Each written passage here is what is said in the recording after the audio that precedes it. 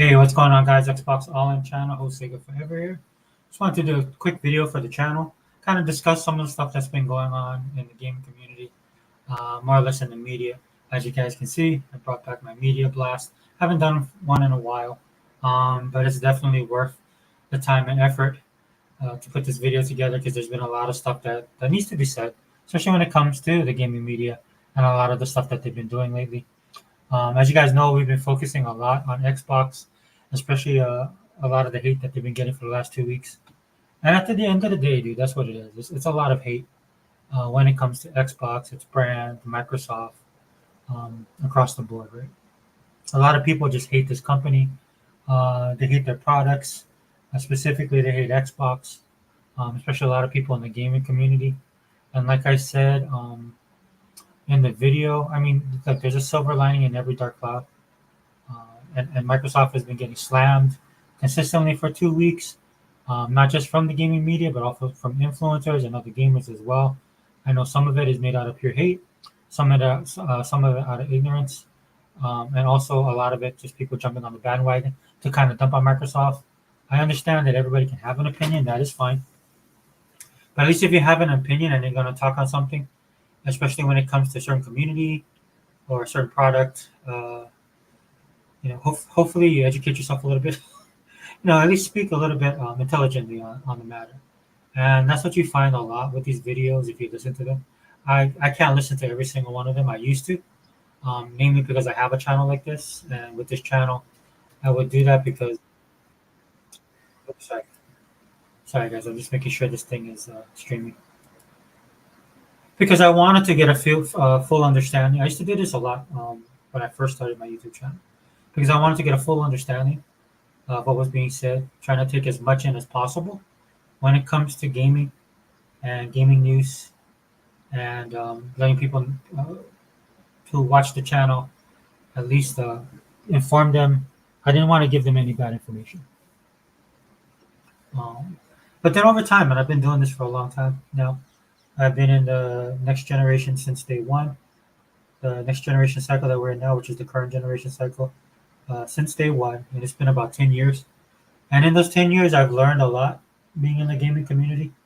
My baptism by fire came in the early parts of 2013, 2015, being a part of the greater Xbox community on social media and realizing over time that a lot of people are just talk, right?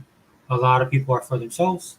A lot of people don't really care about Xbox, don't care about the games, and if I'm being honest, don't care about gaming. A lot of people just wanted to, either get involved in it from a financial standpoint or for a popularity standpoint, right? They wanted to put themselves up above everybody else and be like the leaders of the community. Of course, all of that was a wash just for the simple fact that a lot of these guys don't know what they're talking about, number one. And number two, they didn't represent the community correctly. And a lot of them, of course, didn't like the brand. So it's kind of hard to be a spokesperson for something when you don't understand what that thing you're supposed to be representing actually is. And this is why we've lost so many people, and everything has gone to the wayside. And then that brings me back to a lot of the media stuff. Dude, the media has been bad on this, on reporting and gaming in this current console generation since day one of the Xbox launching. Now, a lot of people that were in the gaming media, a lot of them, whether they want to admit it or not, maybe it's subconscious, if I'm being honest, right? A lot of these guys are ponies, right? They are, because that's the generation they grew up in. It's just as if I was leading the media, being that I come from a Atari, Nintendo, a Sega generation. That's some of my more formidable years, right? Even though I've grown up in the gaming generation. But for somebody like myself, I'll use myself as an example. When you guys listen to my videos, you guys would probably expect a more robust discussion when it comes to gaming. Like, I can talk across the board, talking a whole gamut of subjects, not just on Xbox. Of course, I promote myself as a pro Xbox channel. That's why I am. That's why I stay predominantly on Xbox, and then I'll do the gaming stuff when it affects Xbox. A good example of this is Hebot, man. You guys have heard Hebot. He can wax poetic about everything gaming, from old school gaming to current gen. He can talk about physical copies. He can talk about emulation. He can talk about a lot of different things, right, across the board, and not just video games. I talk about pop culture in general. But for me, I just kind of focus on this because this is where kind of my heart is. Right, I still rock out on my Xbox, man. In fact, I put on X today. Oh, I see the. I see the. I'm sorry, guys. Hey, what's up, Faded, man? Thanks for being here, brother. Just gonna do a little quick video, man. Just something I gotta get off my chest. It's kind of a continuation of what I've been talking about. If I was to put the last couple of videos that I did into a series, this would be the natural progression of the video that will come up that I'm putting out today. Right, because we gotta cover some stuff um, when it comes to the financials that's just been released, right, for various companies, to include Sony and PlayStation. I won't get into the weeds on it. I've read it. Right, I just want to give you guys an overall idea if you guys haven't seen it, which I'm pretty sure a lot of you guys have. Um, but I'm just going to use that as kind of the backdrop to this video and why I feel a lot of us Xbox guys, man. If you guys are still Xbox and Bleed Green and you're worried, you really shouldn't. A lot of the news that's not being covered, but that's coming out, you have to do your own research. Unfortunately, because you have a biased media. And but if you do your own research, man, and you're green and you bleed green, and you love your system, and more importantly, you love your games, a lot of the stuff that's coming out should be a indication that you made the correct choice, and that you shouldn't worry. You shouldn't have worried anyway. But I know it's hard, man. I see a lot of people in the comments on social media. They're tired. I equate it back to 2013 when things were so bad. You have to be really strong to represent the Xbox brand, or say that that you're Xbox strong and that you bleed green. It wasn't something that everybody was doing. And like I said, it was a lot harder back then just because of the simple fact that the status quo was to go to PlayStation, right? And that's just the way it was. So a lot of times, if you said you're an Xbox guy, you had to be. Um, Over time, that kind of changed, right? But the majority of you guys are still around, man. I see it. Like I said, I've been doing this for over 10 years in this current generation cycle that we're in. So, but I know people are getting weary, man. So, if anything, man, this is why I continue my channel, right? It's just that so if somebody comes across and they feel that way, they know that they're not alone, number one. And number two, man, we're going to put the truth out there. And for somebody like me, it's all about, looking at the numbers, looking at the patterns, a little bit of reasoning, a little bit of common sense, right? Like for somebody like myself who actually buys into the ecosystem, like a lot of you guys do. Too, man, yeah. Again, thank you for being here. Faded Blaze, I know you're the same way, right? A lot of us, um, we're in here for the long haul, regardless, right? I know I was a little bit up in my feelings about the 4 games going over. That was just me being honest. It did bother me just for the simple fact that I want Microsoft to use their leverage, use their power as leverage to just take the lead. Like they're already in the lead when it comes to gaming, especially in the console market. But across the board, dude, they are the big dog in the room. That's just the reality of it. They're the big man on campus, right? They should start flexing that muscle and that power, right? So then we don't have to deal with a lot of this kind of stuff. Because like I always say, gaming is kind of being held back by both Sony and Nintendo, in my opinion, right? And I want to move on from that, but we can't move on, right? And we get like the last 2 weeks how crazy it's been. We're gonna constantly get that, unless Microsoft finally puts their foot down and say enough is enough. We're moving forward, and not in a like they're gonna, I like to say the nuclear option. That's just the way I speak. But knowing Microsoft, just a slight little, um, you know, nudge of their shoulder, right? That's how powerful a company they are. Just a little simple nudge with their shoulder and get this ball rolling, and then we can move on beyond this kind of stuff, right? Because we're just kind of get caught in these cycles, right? Where everybody who says they're not part of the console war starts console warring, right? I've seen people that I follow on other things started making videos about Xbox, and they were wrong. And though I respect them for a lot of the stuff they do, I jumped in their comment section and gave them an earful. Respectfully, man, I'm because it doesn't behoove me to, speak, caustic to people that don't have any understanding. You know what I mean, of what's really going on in gaming. They might dabble in gaming, they might look at gaming to an extent, but they're not like us where we're constantly gaming. And they're definitely not like us because we rep our brand, right? We play our games, right? And we play all kind of games. We have Game Pass, the litany of games that we have in our portfolio. Well, Microsoft has in the portfolio, but that we have in our that we play or we buy, that we have in our collections, man. It's like hundreds of, or not even thousands deep, right? And that's the real problem that we have. In fact, it's a problem so much so that that's something that I would like to talk about as a pro Xbox channel with other Xbox guys and other people that are gamers. But we can't have those conversations because we're stuck on stupid all the time. If I stuck on stupid, you saw the last 2 weeks what Microsoft was going through. Some of it, I'll be honest with you, man. A little bit of that was brought on by themselves, and I don't mean that in a bad way, right? They're big corporations; they just can't be, going off, shooting off at the mouth like I would, like I'm doing this video. I understand they can't do that. They're $1 trillion company. There's a lot of things to consider, right? The one thing I do give them credit for, shout out to Sega Man who did a great video on Sarah Bond, um, is that they stand there and they take it on. Right now, Sarah, you can tell she wears her heart on her sleeve, and I don't think anything's wrong with that. Right, that's her personality. That's how she is. Because she produces results, she brings the games, she brings the connections. Man, she's the reason why I'm loving Game Pass even more so now than I ever have. And no disrespect to Phil, man. I think some of you guys thought I was trying to disrespect Phil. I definitely, I'm not disrespecting him, dude. What I was trying to say, in my last videos is that they both function differently. Phil has a certain way about him, which brought us to where we are now. So that's for a lot of you guys that are out there saying fire Phil, get rid of Matt, get rid of Sarah. No, that's not what you do, right? And they're not going to do that. There's just too much time, money, blood, sweat, and tears, and treasure, right? That they put into this product, into this ecosystem that they have, and they're going to see it through, right? So that is not the option right now. Again, the option is for me is the nuclear option, right? Take out your competition. You want to expand growth. Keeping in mind again the economy, guys. We'll get back on that in a second because I don't want to lose this narrative. I start rambling and then we go off in a direction um, that I didn't mean to go into. But yeah, again, what's up, Tillman? Thanks for being here, brother. I was highly pissed about a tweet yesterday. Oh yeah, which one was it? Faded. Put it in the comments and we'll talk about it. Yeah, Tillman says what's up, Faded. Oh, here we go. Here we go. About comparing Square-Enix treatment to ponies compared to blacks in 1935. That pisses me off as a black man. Yeah, dude, that was. I don't know how they came about that. I did see that tweet. Right? I don't know if that dude was trolling. You know what I'm saying? You know how the internet is now. To be honest with you, I hope it was a troll. Because if somebody actually thinks like that, dude, I feel sorry for him. I'll be honest with you. You know, I say that on this channel all the time, guys. There's a reality that we deal with within gaming, and then there's the real world reality where a lot of us occupy our time.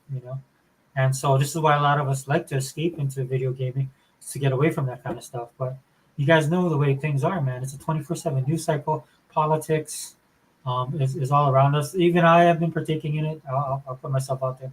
I'm not trying to, I'm doing the same thing. Sorry if that offends anybody. But hopefully you guys do understand. I'm trying to speak truth to power. Especially like when I did the videos on the economy, right? Like what you saw of these last 2 weeks, right? And then now you see for the week we're in now. In fact, I think it might have started on Friday or over the weekend. You see a lot of other companies now releasing their financials. You see other companies right now um, laying people off, closing down sections or studios altogether. Right? This is not just an Xbox thing; it's a industry thing, right? It's a video game industry thing, and not only is a video game industry thing, this is an industrial thing across the board, no matter what industry you're in. And it's also an economy thing in the sense of the country, as well as it globally, right? We live in a global economy. Hopefully, some of these people will think about this a little bit more. That will reset. You know what I mean? If you guys learned anything from the pandemic, um, you know, supply matters, right? Not being able to get stuff matters, right? Supply chain matters. So I hope some people, you know, we did so much stuff with exporting and importing. It's time for that pendulum's been swinging back for years now. I say for like 10, 12 years, right? So it needs to swing back the other way. That's how it should work, in my opinion. Right? But yeah, faded, dude. That was, you know what I mean. This is why you can't take a lot of things on the social media, especially on X, seriously. Again, if the guy feels that way, man, that dude needs help. Seriously, if he can make that type of comparison, a video game, that's why shout out to Ubisoft. I'll shout out Ubisoft right now. Ubisoft actually took a lot of heat, and I know it was turning, guys. We'll get back on this, but it was turning. That the news cycle was turning, right? Because There's other information that was coming out, like I just talked about. But then Ubisoft decided to, tell Microsoft to hold their beer, and stepped into the culture war in video games with their new Assassin's Creed. And if you guys want to, we can talk about that a little more in the show. But thanks to Ubisoft, that kind of became the focus. But getting back to what I wanted to talk about, but I mean, the reason why it was shifting too, at least on the Microsoft front, with what they were doing, is because again, other studios and other companies were releasing those figures, and those figures indicate that everybody's hurting. In fact, a lot of these figures indicate that Microsoft's actually in a good position. Right? Now, in the same sense of Microsoft, I know a lot of people felt that they should have absorbed the cost of the studios. You know what? I'll be honest with you guys. I think that's something that Phil would have wanted to do. Um, Kind of, sort of. But it's probably something that Microsoft wouldn't want to do. But then the caveat behind all of everything I just said is there's so much other information being leaked right now, right? About what's really going on with these studios and how Microsoft is trying to manage them, and it's not in the evil capitalistic, evil corporation type of way, right? And the reason why I'm more apt to kind of lean towards the new information that's coming out is just because of the way Microsoft does business. It's not me trying to carry water for them. It's just the way that they are. And I can speak about that, dude, above anybody else for the simple fact that I told you guys for years that there's things that Microsoft does like that I don't care for as an Xbox consumer, especially, right? I wish they would be a little bit more heavy-handed. I wish they would use the nuclear option, right? But this is something that Microsoft has not done ever since the Xbox One came into the market. They've course corrected, they've listened to people, um, they've restructured, they've done all this kind of thing for years. So it'd be out of character for them to be the big evil corporation that just wanted to get rid of people, right? Now I will say this: when the what is it? The Initiative, I believe, right, is the studio that Microsoft has, which was a studio to me that they actually put into place so that Microsoft could have some fluidity, or Xbox gaming could have some fluidity um, with some of the stuff that they were doing. Right, give them a little bit more breathing room when they were trying to be a little bit more creative, right, trying to put together games of every scale across the board, right. They wanted a team that wanted to be, again, they wanted to be able to be more fluid and change and adapt as times moves on. You guys got to remember that Microsoft and Xbox, especially when it comes to gaming, has to think 4 or 5 steps ahead, right? They look into the future when they do this stuff because they want to be ahead of the curve. Sometimes, and I'll verify that as well, because there's times you see that Microsoft is too way ahead of the curve, right? And it hurts them. Um, so in that case, right, it's just something that to me makes more sense because it goes in line with the way that Microsoft has been doing business when it comes to Xbox and the character of the people, the game plan that they put together, moving forward, right? If you put the pieces together, it fits in better than any other thing that people have been saying. And again, please keep in mind that a lot of these people are not insiders. They're not privy to special information. Stuff could be leaking from them, but I would not trust any of their sources because a lot of these guys might be working at the company or a little bit in the know, right? But I work for a big organization as well. Nobody knows absolutely everything. This is why you have to have people in these positions that know what they're doing. This is actually what hurts big organizations like the government or a big corporation like Disney or when Amazon was falling a little bit behind, right? You need the people. There's just too many parts of the machine, right? And then when you can't have one know-it-all person. What you have is a person that knows as much as he does and is good as what he does and is able to communicate with those teams and put the right people in place in that sense, right? The epitome of a great manager, right? So that's what has come out of all these stories that have come out over the last 5 days. And shout out to King David, man. King David has probably been a lifeline for a lot of Xbox guys. I always appreciate his thought and commentary. I don't say I agree with him all the time. I will say a majority of the time. And plus, when somebody have a different perspective or different opinion, you don't have to agree with them. You know what I'm saying? Sometimes it's just good to listen to what they're saying, just to kind of flesh out your own ideas sometimes. Or you can sit there and kind of bounce his ideas up against yours, and then kind of understand a little bit better. Or maybe not agree with them at all. Maybe that'll give you conviction for the stuff that you believe in. Right? Like I'm not trying to turn this into church, but that's the way I look at it when I listen to other people that I respect.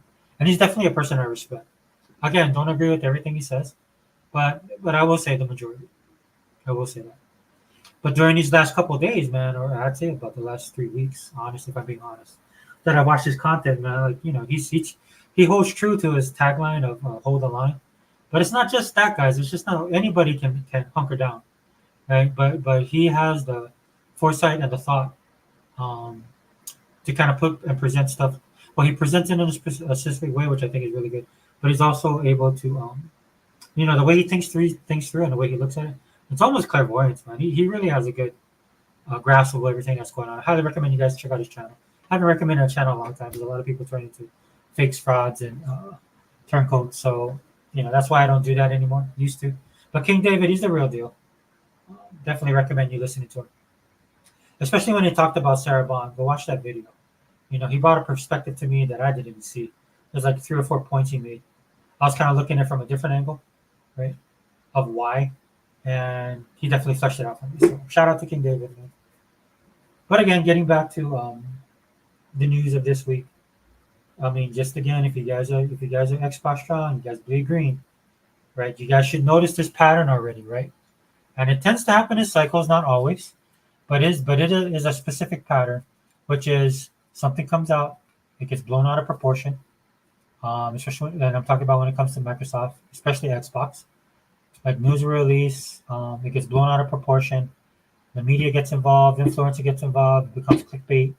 Um, then it just gets regurgitated, and then it lasts for a couple weeks, and then something happens where that stuff will start fading into the background, right? And in the case of Microsoft is going to die, or Xbox is going to die, Microsoft is done, they're going third party, all that crap that was being said are kind of falling off because the premise of that was on Microsoft's numbers, as always, right? Their console sales, their non-console sales, where what position they are in the industry, um, as far as console sales are concerned. It's very one-sided, one-dimensional, right? And in some points, I thought years ago that this is because they had a tunnel vision, but what it actually is that it doesn't matter if it was console sales. They've shown that ponies have shown that media has shown that it's always whatever's the soup du jour, what the soup of the day is. That's where they're gonna be, and this is why what happens is they've run out. When they were doing this in the beginnings of 2020, 2013, they had that cannon fodder, right, because they could jump from one thing to another. But in 2015, when Phil took over, 2015 swung around, then you start them trying to recycle the same talking points. And since 2015, they've been doing the same thing over and over and over again, right? So that's how you know a lot of these guys are not genuine, right? This is how you guys know that they just hate Xbox, right? So for me to let you guys know is why even consider their opinion, even if they make a good point. It's most of the time for me, I don't need their opinion because I've come to that conclusion myself, right? But even if they say something that's true, or they have a good opinion and stuff like that, it doesn't matter because most of us will be there anyway. Because again, we participate in the ecosystem. We own the consoles. We bought our games. We pay for our subscription, right? In Game Pass. Nobody can tell us anything because we're already in here. Like I said, man, there's guys I respected that talk about comic books, that talk about pop culture, that talk about DEI and all this kind of stuff, right? Respect them on that kind of stuff because that's they got that stuff pretty much covered more than me, definitely. Learned a lot from those guys in that aspect. So it kind of surprised me when they started dabbling in gaming. These guys dabble in it a little bit, but then to go all in on Xbox, right? And that's how big this story was, dude. That's how viral it went. When you see people start making videos you never even knew that they played video games, that's peak madness, dude. That's when we've gone to plaid, right? When I see that, and this is why I said stuff in the comment section, right? Because I'm like, nah, dude, we ain't gonna let this slide, dude. If you're gonna step into this arena, you gotta step in with both feet. Don't just stick your toe in there to test the temperature, man. You gotta come all in. That's why Xbox All In channel, dude. We all in on Xbox. Right? And so it was a good thing to see, right? Now, naturally, a lot of these outlets will not post retractions, right? As they'll stick by their guns, and they'll give some stupid excuse why, right? But their hypocrisy is on full display because if it matters for Xbox, it should matter for everybody. And if it matters for video game industry, since these guys like to get into entertainment, music, these guys like to be at pop culture channels and stuff like that, then they should focus on those aspects in other industries as well. Because if their goal is to inform their readers as best as possible, then that's what they would do. But because they're not, they're failing horrendously. This is why I say this stuff. I know some of you guys get mad, right? Because you guys aren't AI in tune with AI. I'm not either, dude. I'm not saying I'm pro or against. I think it's interesting. We'll see. It was. I have a wait and see attitude because I'm not that invested in it on that level. Probably because I'm old, right? This is stuff that'll affect my kids. So like my daughter's really ingrained into what's going on with AI, especially in the field that she's going into, the jobs that she'll be getting. Right, it matters to her as it should. Right, for me, because like I said, I'm older, man. I've already gone through my paces. This is something that I can sit back and look as a novelty, right? In a sense, I'm not saying it is, but from my perspective, because again, for a lot of different reasons, right? But what I've been saying on social media is I can't wait for AI to take over uh, gaming journalism. I'll be honest with you, just journalism in general. If you guys don't know, man, the media in general, not just gaming, is just absolute trash. Dude. These guys are ideologically driven, right? They keep on trying to skew a certain point of view towards their readers. They do realize that a lot of the people that watch their things don't have time to put in the effort to research, which they should, especially when it has to do with economy, money, livelihood, any of that kind of stuff. You should be tuning in. You should take the time to understand because you can't trust any of these people, right? And again, this is what we find out with the gaming media, right? And they've doubled down, they've tripled down, they quadrupled down. You know, the only thing stopping them right now is that these numbers are coming out across the board. There's no way they can twist it or spin it. They try, but they won't be able to. And then they get exposed, which at the end of the day they don't want to be, right? Because they have a certain type of groupthink, especially for a lot of these guys. This is why everything seems to be just on repeat. Like you can literally watch one news organization or read one gaming site, and every other gaming site will be the same.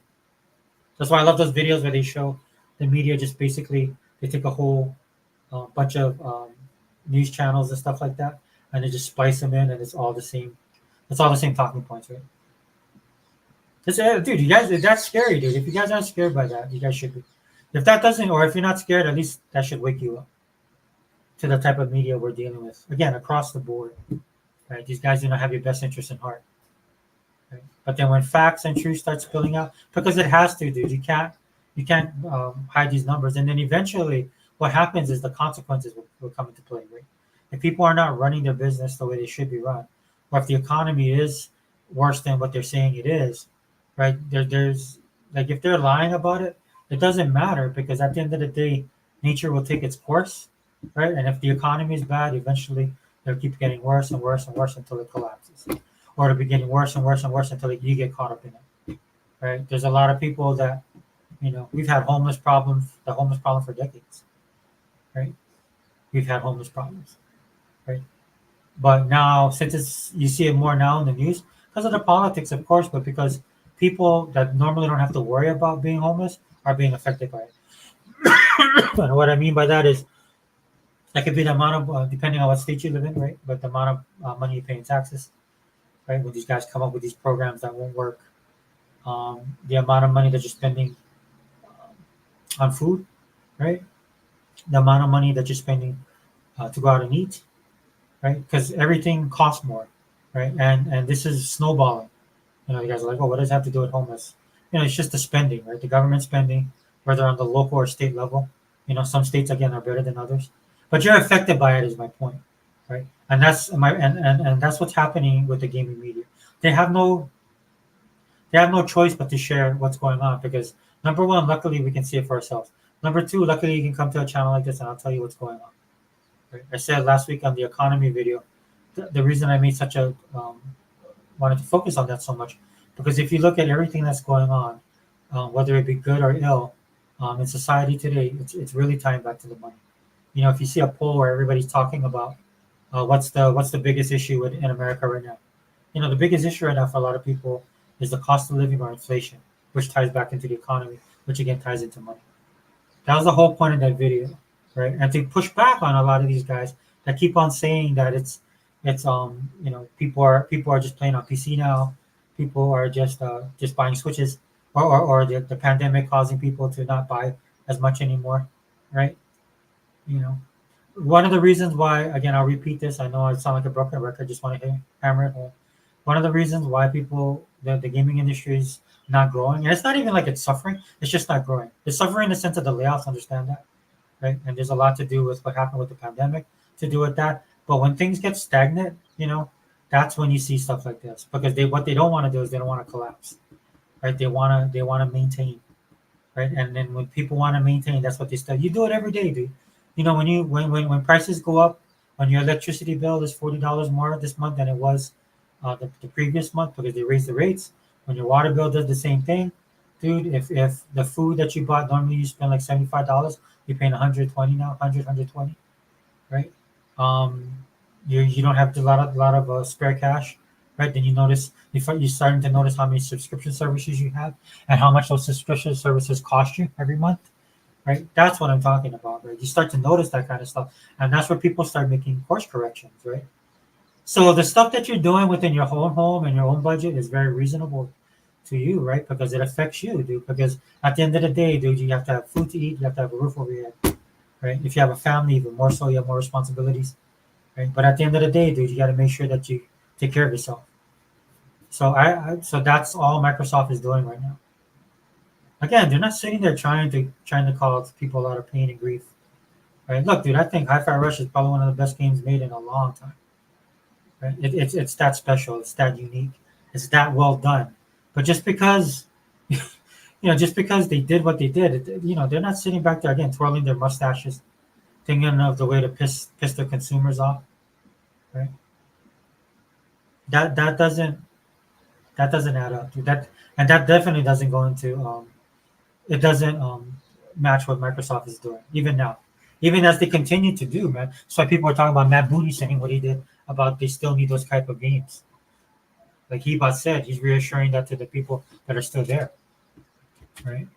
Again, just listen to a lot of these people hating on the console, on the game, and on Game Pass, dude. I guarantee you, none of them, the majority of them, I go as high as 85% do not own anything that they when they talk about this stuff. They got no skin in this game, man. It's guys like us. This is why I'm pushing back with this video. Okay, but yeah, dude, don't listen to the gaming media. It's in your best interest not to do so, right? Because at the end of the day, they don't care, right? And at the end of the day, you gotta do what's right for you when it comes to this gaming space. And then I'll pivot a little bit. I guess I'll pivot now because I kind of that's all I really want to say on that front. But I did touch on the Ubisoft thing, and if you guys didn't know, right, Ubisoft is getting hammered by people for or not for DEI, diversity, inclusion, and diversity, equity, and inclusion. I know you guys have been keeping up with it, man. It's a big thing right now. At least a lot of you guys that are plugged in. And then what Ubisoft did is they're creating an Assassin's Creed. And the Assassin's Creed, the protagonist is one is a female, and she's of Japanese origin, and the other one is a male, right? And he is of African American, or no, African, right? African, not African American, African ancestry. Right? And so, look, dude, I've seen people talking about it. I have a kind of a stance, but not really on it, right? Just for the simple fact that the DEI stuff is real. I've talked about that in detail on my channel. It is real. And I will say this, Ubisoft is one of the biggest offenders of DEI. They say it on their own, they say it within their own business, or what do they call that stuff? Their statement, right? It's on their webpage, unless they've changed it recently. Um, and this is what they believe. They talk about it in their conferences. They want a world where everybody's included. They want a world where everybody's diverse. Same thing like Microsoft will say these same talking points and stuff like that. Use these same keywords, right, in their stuff. To be honest with you, I believe it. I believe it when it comes to Ubisoft. Right? There's no doubt in my mind. They lead with that, and you can tell. Right? If you've been following them for any amount of years, dude, the stuff that they do, right, by their own admission, especially. Now, does that mean that all their games are trash? No, I'll be quite honest with you guys. I've had problems with Assassin's Creed from the jump, right? With the story, right? Because the whole thing was predicated on the whole things of the Knights Templar, right? And then the assassins are the ones that are the good guys, and then it ties back to all these things, the conspiracy theories with the Knight Templar and the church and all that kind of stuff, right? Which For me, wouldn't be a bad thing necessarily, but the simple fact that Assassin's Creed kind of likes to promote themselves as kind of historical thing. I know they've gotten away from that, especially they kind of had to, right? Because that formula they had before was kind of wearing thin, right? Um, and so they kind of diversified, literally, with some of the stuff that they were doing, and which I see is fine, right? Because at the end of the day, I look at it this way, dude. The only problem I have with Ubisoft is that history matters to them only when it does, right? But when it doesn't, it doesn't. So in other words, if they do something, they want historical recognition for what they're doing, right? But at the flip side, if you call them on that, then they'll be like, no, no, no. Well, this is just a game, or this is just a story we're trying to write. Stuff like that. That's what I'm talking about. That type of thing, right? That's basically the only problem I have with it. And I said on my ex things like, look, dude, what they're doing now is like they're using that as a backdrop. The whole Assassin's Creed franchise, the whole I forget what they call them, dude, but they're using the Assassin's Creed brand as a backdrop for them to make stories that they want to make. And they've been doing that for the last several Assassin's Creed. So at the end of the day, I just told people, dude, if you want to play it, dude, if you want to play somebody that's like a black samurai and they're taking liberties with that stuff, and it seems like they're not holding anything back. I mean, I can't say that either because they're trying to put up a figure, Yakusuke, I think is his name, or something like that. Um, yeah, that's right, that they did do that. Anyway, at the end of the day, dude, it's your time and your money. If you want to buy into that, fine, right? If you don't want to buy into it, fine, right? Everybody has their opinions, right? Everybody, you're the ones that are going to be on the buying the game, right? For me personally, I've had a problem with Assassin's Creed even before this. So the one thing I'm interested in is how well it's going to do because it's a AAA game. That's the one. That's the thing. Maybe that's why I'm coming off a little nonchalant. Because the thing I'm really focused on is how well it's going to do as a AAA game. Because the AAA games and the studios have had like a bullseye in their back for the last couple of months, right? Especially when all the stuff started falling apart for Sony. Because of course, when it affects Sony, everybody cares. But yeah, if you guys have an opinion on that for the, maybe I have to do a little bit more research to get a little bit more involved. I've just taken hot takes of this stuff, right? The thing I'm not gonna lie, guys. The thing that interested me the most about this whole thing is it took away from what was going on with Xbox, which I thought was funny. But I'm pretty sure as the game gets closer and stuff starts getting, we'll see what happens. Then maybe we'll tackle it on the Wrecking Crew, not the All In podcast. Anyway, I do this long thing just to promote the All In podcast. Right, it'll be going on this weekend. Be doing it. Hopefully, we get E-Rock in. Um, E-Rock wanted to talk about a few things. Uh, hopefully, get the usual suspects, man. But we'll be doing it this Friday night. I won't be able to do it Saturday. So we're shooting for Friday night, guys. I don't know how long I can go. Hopefully, I'll be able to run the gamut just because I want people to have their opinions of we say. But in the All In podcast, this is the stuff that we're going to talk about. So maybe we'll throw it in this Friday where we'll have a little bit more range of opinions. And already, and again, let me just reiterate, guys, I'm already tuned in to the DEI stuff, right? So if you think if I'm coming off a little bit too nonchalant, it's just that I already know Ubisoft does this. They've been doing this for a long time. My problem with them was actually with the Templars. That was my major problem with them with the Templars from the first Assassin's Creed. Right? So, I mean, and by problem I mean like if you're gonna present it historical, right? I would like a little bit more of a fleshed out program or fleshed out story, right? But then I realized, you know what, they're telling the story they want to tell, right? And so I was like, okay, well, if I just kept that in mind, kept that in perspective, right? I do the same thing with the Marvel movies, guys. You guys know I'm a Marvel comic nut job, right? I would like to see a one for one, but if I was like that, I wouldn't have been able to enjoy a lot of the comic book movies. Actually, if I'm being honest, right? What I do is I just leave that hat behind. I check that hat in, and then I just come in as like a movie guy, and try and appreciate the stuff for what it is. It also helped that I had kids, so I can kind of see it through their eyes, right? Because they enjoyed it, um, and that helped a lot too. Because I'm one of these comic book dudes. I used to be this way, and I'm old. I got the time to nitpick every single thing. You know what I mean? Break things down into the minutia of like I used to do, especially in the '90s. I was such a prick, man. I'm glad if I ever met myself, dude, I'd probably kick my own ass. But it is what it is, guys. But maybe we'll do that. We'll talk. We'll do a topic of discussion because I'm pretty sure that guys have a wide range of emotions when it comes to or opinions when it comes to this topic, right? If they're paying attention, put that caveat in there. Oh, what's up, Unlimited? Great show. I'm doing the Unlimited Truth too much. Yeah, dude. I'll definitely tune in, brother. I'll definitely tune in. I gotta work tomorrow though, so I might have to catch it. I'll try and catch it live. But I think I might have a meeting when you guys are going when you guys go live. Anyway, if I catch it live, I'll try. If not, you know me, dude. I'll catch it. I'll catch it right after when I finish work. I'm gonna go to the gym, dude. I'll listen to it, especially. That's what I do a lot. So I can't watch. Sometimes it takes me a while to watch you guys unboxing videos, like what Hebot does, because I like to sit down and watch them. It's kind of hard for me to listen to it when I'm on the move because I can't see what you guys are doing. I did watch your play, your 60 frame per second thing. That was cool. I want to fire up my thing tonight. I think I will because I think I got the download already. So I'm just gonna fire up and try and get back into it. That's dangerous for me, brother, because I was addicted to that game. I had to break away, man, because I just had stuff to do. Yeah, and look, that's a problem that faded tool, man. I know you guys are feeling the same way, dude. That's a problem we have as Xbox guys, dude. Our games are not just one and done. We have those. We have indies. We have double A, triple A, single. We have a bunch of stuff across the gambit, man. The variety's there, but we have these games like right now. On my hard drive, I have Diablo 4. I have Vermintide, or Warhammer Vermintide, or no, Dark Tide. Sorry, you guys talk about that all the time.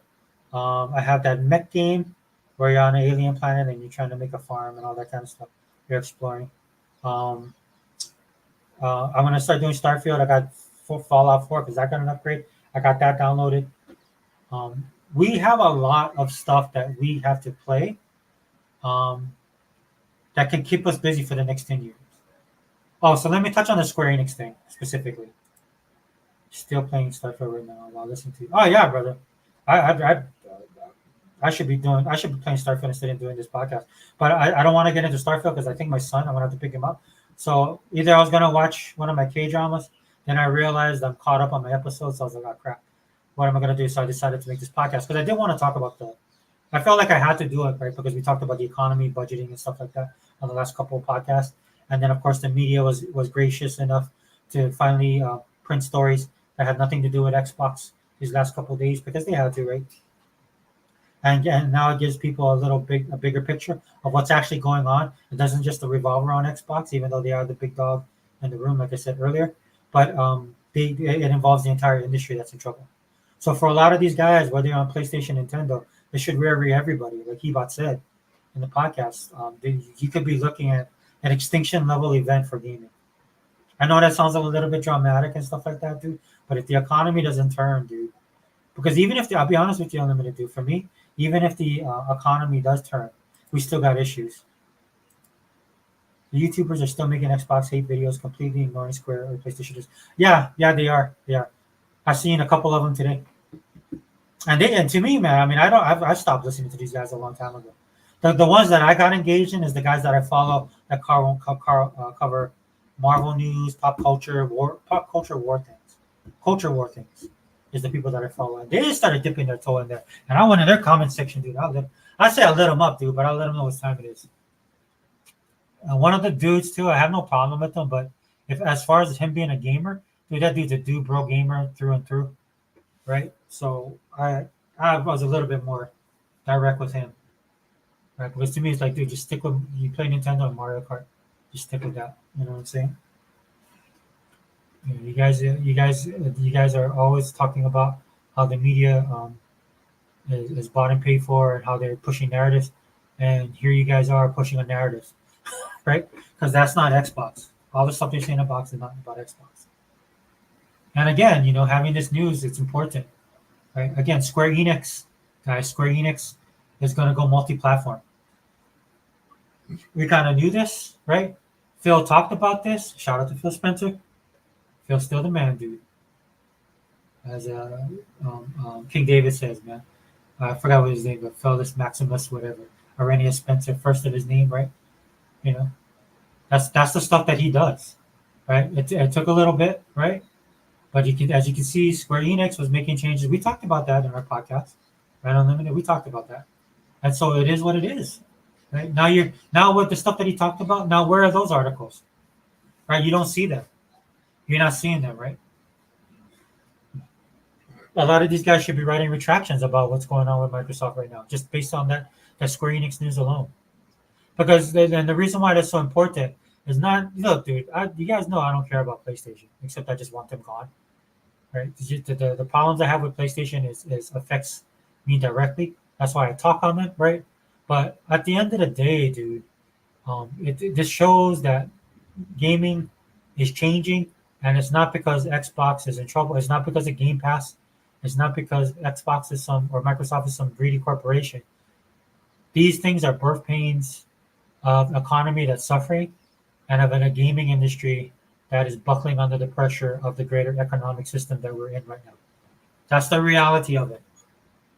Right? For every game that's going to go multi-platform, and I told you guys multiple times in my videos, dude. I don't care that PlayStation does deals with developers or publishers. It doesn't bother me at all. When I see, I know for some people it does because you're not maybe that game you wanted to play, but then you're gonna have to buy that console, right? This is why I don't have a problem with Microsoft doing what they do, right? And I don't get caught in hypocrisy because I really don't care. Right? Because at the end of the day, if you're not going to put your product on here, then sorry, I'm not going to go buy a PlayStation to play it. I might want to play it, but I don't want to play it that much. Even if it's a game I really wanted to play. Just like I forgot that RPG, Octopath Traveler, and then it looks like two's not coming over. Well, okay, then I won't play two. I'm not going to go buy a Switch or wherever else it's going to go. I think it's PlayStation. I'm not going to buy a PlayStation just to play that one game. Right? I'm not that tuned in anymore. Because another thing for you Xbox guys, everything Xbox we have is in our own ecosystem right now, dude. That's how good we have it. Like Sega Man says, we're eating good over here. Hey, sorry, bro. I'm falling behind on this. Gaming Bolt has 1.2 million subs, and today released a video about how terrible Xbox situation, and not one mention how gaming as a whole is a downturn. Yeah, not surprising, brother. Not surprising. That's their modus operandi. Right? And this goes beyond clickbaiting, man. For a lot of these guys, dude, they are ponies true and true, through and through. I mean, they've grown up in a generation of Sony. That's why, so they can't see a world without Sony. This is why Microsoft needs to show them that world. Microsoft should show them that world without Sony. They really should. It would make it better for everybody. And I'm saying the majority, everyone involved. You have some people crying, they'll get over it. They can either move on or they can just come over where everybody's playing. I think, and that's the majority of people, even people professing to be it right now. Because at the end of the day, a lot of people, a lot of these guys, over 90% of these guys I say are not hardcore, and so it doesn't matter, right? Just don't give them an option, man. Take away the options, and you'll grow. I don't want, like I said, I don't want them to overcorrect, right? I do believe that it has a lot to do with the economy and disposable income. I still believe that. But at the end of the day, if you want to grow something, dude, make sure that you have more people that you can sell it to. And you'll have more people to sell it to if you kill the other two companies. I know, I'm evil. I'm a Microsoft shill. I just hate gaming. No, I just hate Sony. Yeah, that's crazy, bro. I understand. I 100% agree with you. Phil is willing to be the first to say anything controversial, take all the criticism, then and when the rest of the industry follows suit, they get no. Yeah, and they'll never retract, dude, and they'll never come out with that article. Because to me, that's what Xbox was doing with all of this. They fell on the sword. They took it, as Phil always does. Which again, you guys might be like, "Oh, you're just shilling for them." No, because it's the thing I hate. I hate when Phil does that. I've said that for years already. I don't like when Phil does that. Again, guys, I rather with them just go in there and glass everything, right, and then build from the ground up. Then build your foundation. But Phil has always been that way. So this is why I don't lose my mind, because to me, that makes more sense. Phil doing that than Phil lying to a bunch of people just to fire them. That's no that. He's never shown any. This is why everybody's up in arms, right? Just like, oh, Phil said this, Phil said that, because he's never really showed you that before. And with all the stuff coming out, and I'm pretty sure as time goes on, just give it time, guys. When stuff like this happens and it gets so nuts, and and it's affecting you, do what Unlimited does. Unlimited's playing his upgraded um, Starfield right now on his super duper super futuristic OLED TV. If you guys didn't know, Unlimited is a new Unlimited, the 1% production, Unlimited production, the 1%. I'll just give you a hard time, brother. You know I don't think about you that way, dude. And I respect you, bro. I respect the passion you have. Right, because that's what a lot of us Xbox guys should be doing. We should be showing that same type of passion towards our hardware, towards our software, towards our peripherals, right, towards our services, towards our ecosystem, towards our brand. Right, that's what we should be doing, bro. So much love and respect, brother. I'm just clowning you, bro. Just clowning with you. You know? Economy is definitely the largest factor. There's more, but at the end of the day, gaming is a luxury, a hobby, not a necessity. So gaming is one of the first to go when people need to be. Yeah, bro. And then that's another thing that people are slow to pick up on, but I can see that they're starting to pick up on it because it's going beyond Xbox and Microsoft, right? Like we're seeing, right? And of course, it's going into other industries. Dude, you go when you go out to try and get a bite to eat, man. They give you that receipt. If you haven't been out in a while or haven't been paying attention, brother, you know what I'm saying? These dudes, man, they give you that. They bring you up, man, and just like I remember one time I went to McDonald's, dude, and they were telling me, they told me it's like $20, man. This was like a couple years ago, and I said, oh, I didn't get any combo meals and stuff like that. He goes, oh no, it's $20. Then I kind of looked at the thing, you know, because even I lose track of it sometimes. I was like, oh, okay, so that's when I started downgrading my going out and eating thing. Right? And it's not just about a rich or poor thing, dude. It's just like, dude, you guys are McDonald's. I'm sorry. The fact that you have the nerve to charge me this much money, look me straight in the face and charge me this much money for your food is offensive to me. Dude, you know how I gave up drinking soda unlimited? This might sound weird, but since you know me so well, you'd believe it. I stopped drinking soda because we had a state tax on soda. They started taxing the soda specific breakout tax. In Hawaii, dude, we have sales tax. We have all these taxes that they tax us on, right?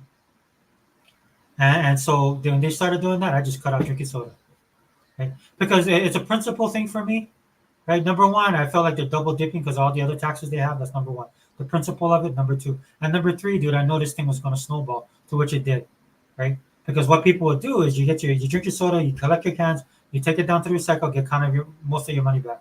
What they did was they set up recycling centers. Because what government likes to do is they like to create a program, then those programs that should stop once the problem is addressed, but it never does, right? Then they find something else to do with it, right? And then when something is working so well, where you actually think for a minute, I wonder what's going on with the money with this stuff because it seems to be working, and then this is when you realize they just shift that money around.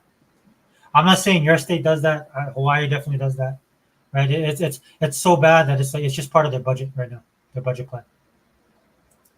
Hey, what's up, Sega Man, brother? Hey, did any of you guys want to jump in and give your thoughts real quick? Let me know. I'll send you guys the link real fast. Sega Man, you can get your bars off, and then we'll call it a day.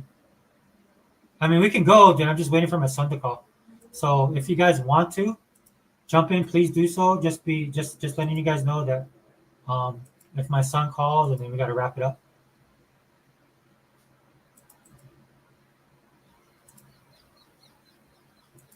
Sega Man, I sent it to you on Instagram.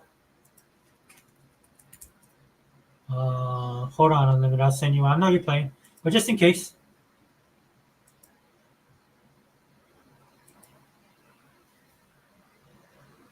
Just in case you want to jump in, brother.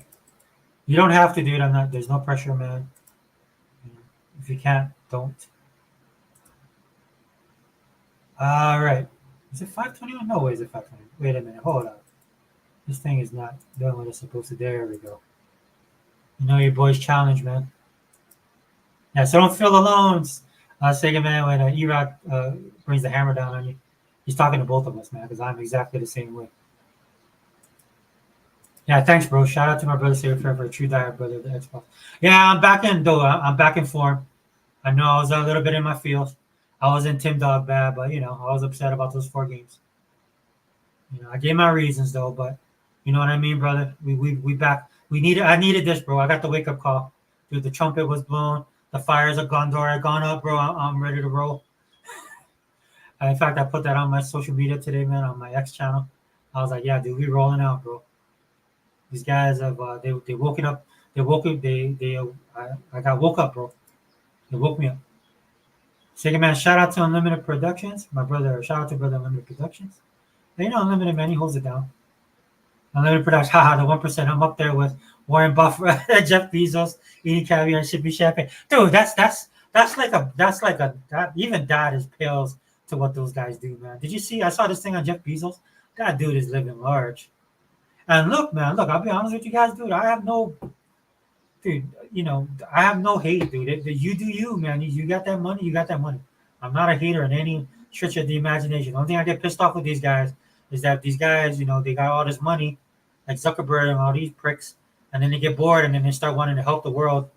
And I'm like, look, dude, just live in your palace, uh, uh, go on the ocean on your cruise boat, ship of a yacht, right, and enjoy your life, and leave the real life stuff to us, the people. Because what they do is they come in and they just, they touch down, right? They throw this stuff around, but at the end of the day, they never stick around to deal with the consequences. Look, there's a reason why a lot of these people are out of touch. Just stay in your little fantasy island, guys. You don't have to come and help, because when they start helping, that's when we're all in trouble. Or when they like for me, like if I was that rich, bro, and I wanted to help people out, you know what I would do? Like where I live, I just go into the greater Honolulu area and just pay everybody's mortgages. If I'm like rich like these dudes, are ultimate rich, or like the Prince of Saudi Arabia, those dudes are ridiculously rich. That's what I would do, dude. I would just go there and like, okay, here, I'll pay your mortgage. How much credit card debt do you have? Pay that. You could do more for the economy, more for society. You can do more by doing that than anything else that these guys do. Like they want to get rid of meat, make everybody eat bugs. They think global warming is a thing. You know what I'm saying? They think about all this crap. They come up with all this crap. When you have money and free time, you know what they should do? Buy Xboxes, man, and uh, trying to complete 10 games within a year. 10 games a year. That should keep them busy. I don't eat fast food often, but yesterday after coming home late, I did pick up Taco Bell and it cost $18. Stark reminder: I'm okay. Will the grocery store robbing me? Not Taco Bell. That's not good for me. Yeah. So, and the grocery stores are getting up there. At least with the grocery stores, you can stretch it out more as opposed to eating out. Because over here, dude, like if I take me, like mine's can be upwards almost $30 where I'm at if I'm being good. But then again, I kind of changed my. It's a good thing, dude. They say God works in mysterious ways, bro.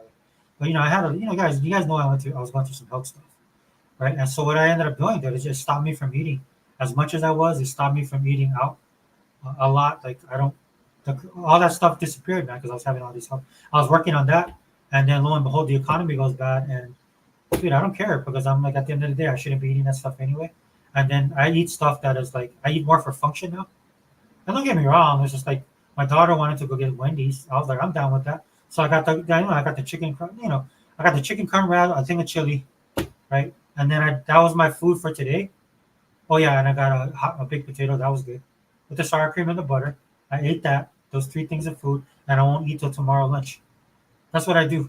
Or I just won't eat for 2 days. I'll just fast for 2 days. Drink my water, drink my protein, go work out.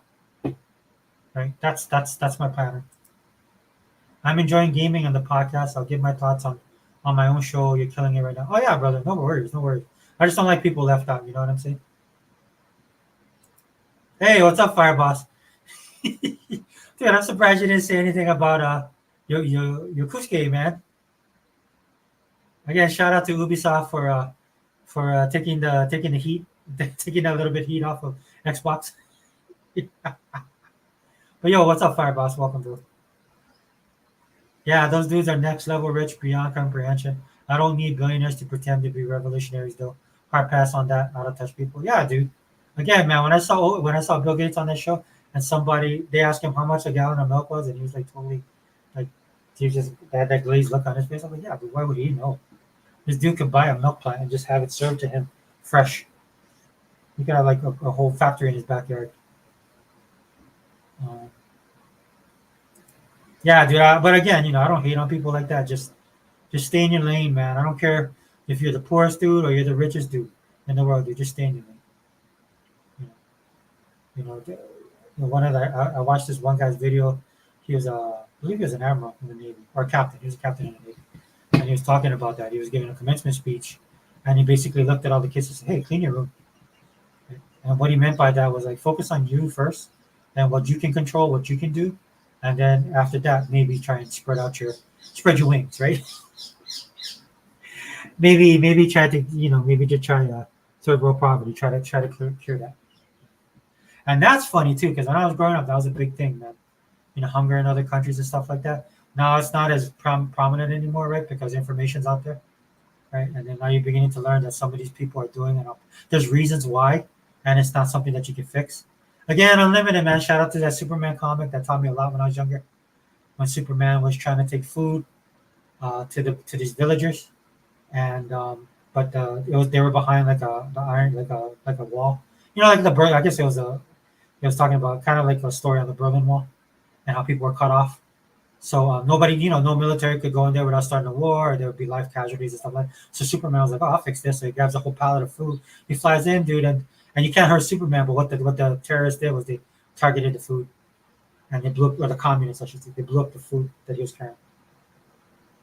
And then Superman landed, and then he was talking to, I think he was talking to this army general, and he was like, "What's going on?" And he's like, "That's the world." He's like, "That's how man is." Is it really like it wasn't like that, it wasn't like Shakespeare or anything like that. But there was some deep stuff that they were talking about. I was little when I read this, right? Because what it does, that was one of the stories that I love about Superman, because it helps flesh out his character, right? Like, look, he might be all powerful. He is like the number one superhero. He's all powerful. He can do a multitude of things, but he can't do every single thing. And at some point, that story was telling you that even if you have a superhero, there's some stuff that they just can't do for people. Have to do for themselves. That's what I got away from that story. Right? Yeah, and this is why I tell my daughter, Unlimited. Did I put that up there, brother? I think I did, right? Oh, here, I'll put this. Great story on why I love Superman. Yeah, and that's the multitude of stories that they have with Superman that made me love the character even more. I just love Superman because he is the prototypical superhero character. That's why I love the character. Right? The things he stands for, the principles he has, his morals, all of that stuff, dude. To me, that is the prototypical superhero. Right? When I think of a superhero, that's a good superhero. That he's the first one that comes to mind. Same reason why I like Captain America. Right? They have morals, they have principles. They try and stick by it. And most part, they do. And again, that's why that story was another great addition to his character, right? Because it showed people that a side of Superman that some people might not have thought about in that way. Yeah, but Superman was real. The amount of complaining entitled people. Yeah, the Superman will get canceled nowadays. The Superman will get canceled. He's definitely from a different time, and you see that's why they have trouble, in my opinion, doing Superman. I think Henry Cavill Superman was probably the best one of modern time. Right. It'll be interesting to see what James Gunn does. I don't have high hopes, but it is what it is. You know what I'm saying? Those are my favorite kind of superheroes with the strong morals. Yeah, and that's why it's so difficult to write for him, right? Because there's no easy way outs. You really have to think about story and situation. This is why I told my daughter. I think My daughter thinks she told me that she thought Batman would be hard to write for, and I'm like, well, I didn't say this to her, but given her age, of course, it might be troubling. But given our perspective, Batman's a lot easier to write than Superman, because he has more wiggle room than Superman does. This is why everybody gets stuck on the gun argument when it comes to Batman, or the fact that he hasn't taken out any of his rogue villains. As far as I remember, you can correct me if I'm wrong, but that becomes a sticking point, right? That's it. Other than that, dude, but Batman has been reinvented so many different ways, and it's all been cool. Right? Superman, you can't. It's hard, dude. Unlimited, yes, says it's why I like Jon Stewart, former army guy, who has stuck with his guns no matter the situation. Very more strict than Hal or Kyle Rayner. Yeah, and he's a good foil. He's a good moral compass, but he's also a good foil for other characters in the Justice League, specifically the animated series. Oh, that love triangle he had, dude, that was funny. That was funny to me, dude. Him or Shaira. I forgot the other girl's name, but she's Vixen, right? I forgot what her name was. That was awesome, dude. That whole That whole story arc was good. You can feel his pain, man, during that's something that the army did not prepare him for. You could tell that's a little bit out of his range, so to speak. You know what I mean? My dad used to tell me the same. He isn't as hardcore with comics as I am, but he knows his stuff from his childhood. Yeah, well, your dad lived through some of the best times, man. Gold and Silver Age, even what they call the Bronze Age now. I dipped in silver a little bit, but definitely bronze. Um, was kind of my time.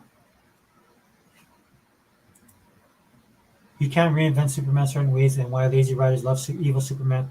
They think because they're awful that Superman should be awful. Yeah, they project. That's the problem with gaming. That's the problem with comics. That's the problem with movies, and to some extent, music. This is why I kind of gravitate towards the Asian music market, dude. They're just musicians and artists and companies just trying to be successful. They're not bogged down by, and even when they do, it's not on the level that if they get bogged down with some kind of message or something, it's not on the level that we do here in the U.S. Or in the West. I'll include all of the West. But yeah, this is what makes Superman. This is why a great Superman story to me is top notch because it has these things. There's these limitations or there's these barriers that you have to deal with. You can't just smash them. You can, but I mean, then it goes. You won't be able to hold the audience. Rare instance of a good love triangle. Yeah, it was like I said, man. The way that they played that off, dude, you really felt it. And then they did that one episode, right? Because it was Huntress and um, Black Canary, right? Because of the whole thing going on with Green Arrow, they were at odds, and then Shaira and Vixen were at odds because of Green Lantern. Your boy here, John Stewart. Jeez, I can't think. Right, so there are separate stories that were going on in the series, and then but those guys were having problems with each other, and then that all came to a head, right, when they got put into that kind of that UFC thing, and then it was funny because the person they ended up fighting that she got put under control was Wonder Woman. That was one of the best. Dude, if you want to do a good movie with strong women, right, that's where all these guys should be watching. That episode people should be watching. It had it all, dude. And it was an animated series with a short runtime, and they were able to put all that stuff in there.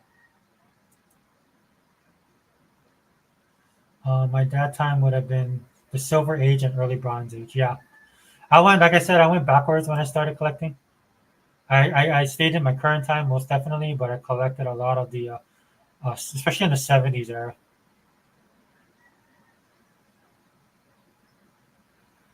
The animated film Superman versus the Elite, which is adapted from a classic comic, is my favorite Superman movie for a reason. I have it. I just haven't watched it yet. You know what it is? It's not. It's because I'm waiting for my daughter, but it's hard, man, because her schedule is kind of full with college and stuff, and then she's doing stuff with her friends. She's at that age, bro. I'm not gonna force her to sit down and watch a show with me. That's why, like, some of the games I haven't finished because of my kids, and I just fell off of them because they wanted me to wait for them. Agreed. The writing then was fantastic. Well, yeah, you can tell the guy had a love for the characters and the universe, and he crafted such a great one. You know. But yeah, dude. I mean, good times, bro. Good times. I mean, are we ever gonna have that again? I don't know. I know definitely Marvel, dude. We'll probably never get that back. I think it'll be a decade long before it turns around, and I'm not willing to wait that long. I've already passed on. I saw that a lot of people are enjoying X-Men '97, and the ratings came out right, and then the truth shall set you free, right? I think it's only 6% watching that are subscribed, even though this is supposed to be a great animated show. And I'm not saying it isn't unlimited. My problem with it is I couldn't stand the original animated show because at that time I was deep into comic books, and I thought it was a joke because the comic books at the time, I believe when that came out, we were already well deep into like the Mutant Massacre, all that stuff had gone on. I mean, the comic books had grown so much exponentially in the storytelling and stuff for our time that stuff looked just kind of too kiddie for me. And just the way they presented everything, I just didn't like it. I was just like, nah. I mean, this is why I stopped watching animation for a little bit because it was just too kiddish.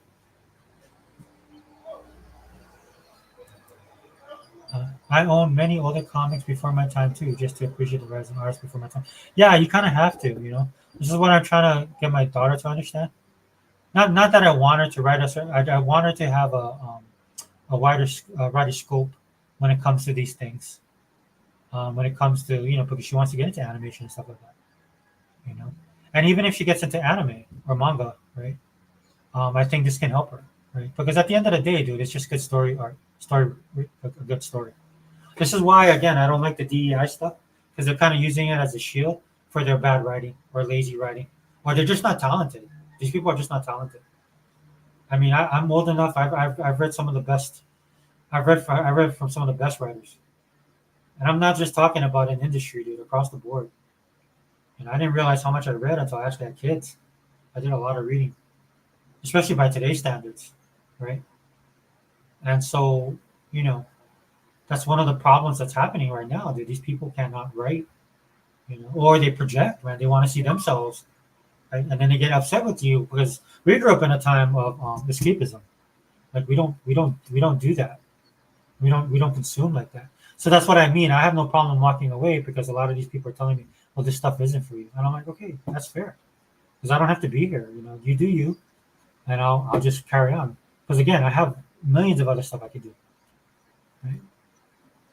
I'm in the Xbox ecosystem. That alone is daunting. But like I say all the time, dude, I have stuff I can watch. There's stuff I can read. There's stuff I can listen to. I'm starting to get back into biblical. Um, I'm gonna say, and I say it in this term because more of this deals with the Old Testament biblical text and stuff like that.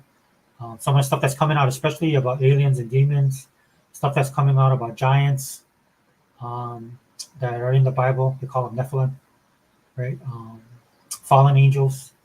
All of this stuff is becoming a thing now because a lot of it is being exposed, and people are looking for answers. And I'm not saying they're going to get the answers, but it's taking me down a whole other path. I knew of it and stuff like that, but I'm getting a little bit more deep into it. Of course, being cautious, man, because you have to be. You have to be sober in your thinking when it comes to this kind of stuff, right? You got to exercise discernment especially when you're looking into old biblical stuff, right? Of course, Book of Enoch was not one of the books that was included in the Bible for various reasons. When you start doing your deep dive in this, you might understand why. There was a Noah's Ark movie that came out years ago that presented Noah in a different way. Um, I didn't agree with the way that it was done just because the way it was presented. Plus, on some parts, being that my background is in science fiction and comics and superhero stuff and stuff like that, it was just too sci-fi. Right? I could see what he was trying to say, but he just didn't do a good job of presenting it, in my opinion. Um, that was the one with Russell Crowe. But anyway, there's a lot of stuff. The interesting thing about things going on now in society and in the world in general, right, is that when stuff like this happens, dude, there's little lights that pop up. There's little things that get put out there, and little things that come into expose. So I'm having my point is that I could just occupy all my time with just that alone. You know, looking into fallen angels, what happened to them after the war in heaven, when they're expelled from heaven. What did they do? And that's what a lot of people are looking into. A lot of this stuff, right? Right? They talk about like how angels were given certain things that they were supposed to do, and they didn't do it. Right? In fact, a lot of the stuff that they're saying, a lot of the stuff with these fallen angels, right, is this is how man became the way they were. It's a lot of that stuff. I mean, like I said, I don't touch on it a lot because, of course, I think everything should be in the light of scripture. That's me. But it is interesting, though. I'm finding it a lot interesting because the people dealing with it are coming from a scriptural background. It's just not us sitting in a room, which I had no problem with that before, right? Sitting in a room just throwing stuff out there. This is actually kind of, in a sense, for me, that makes it comfortable for me, biblically based. DC was getting there with Rebirth comic fans, loved it, but then the hack Bendis was planted into DC and ruined all goodwill. They were building past New 52. Yeah, and that's what Bendis was feeling himself at the time. He always was like that dude, but then he got really bad. Yeah, I know the friends were like upset about that dude. I mean, you guys had an amazing run, man, in the early 2000s. Well, early 2000s to 2015, 2016. I had just fallen out of comics, dude, because I told you what happened with me, dude. I just got mad with. I saw that it was all one big Ponzi scheme at the end of the day. That the people were being put up. I was not. I did not have choice, and that upset me. And I was done with it. I walked away, and we talked about that in the other podcast. unlimited production. I love everything about comics. I could consume comics and comic history every day, all day. Yeah, dude, I know, man. When I talk to you, dude, you have that not just the knowledge, dude, but the love. That's to me, that's important. You love the culture. This is why I get upset with gaming people that say they're in gaming. They're not, dude. They're not in the culture. That matters, dude. That culture matters, man. You know, who cares if you? To me, who cares if Sony sold up to bazillion um units or shipped units? Who cares to me? Dude, I'm like, dude, we're not the industry. It looks like it's gonna fold, right? Because the big problem is nobody's buying anything, right? So you ship these consoles. How much did you actually sell? And if you're selling those consoles, like how many people are actually playing games, right? At the end of the day, that's what I look at. I think it's in the Apocrypha. I'm spelling it wrong. Oh, what is that? The Book of Enoch.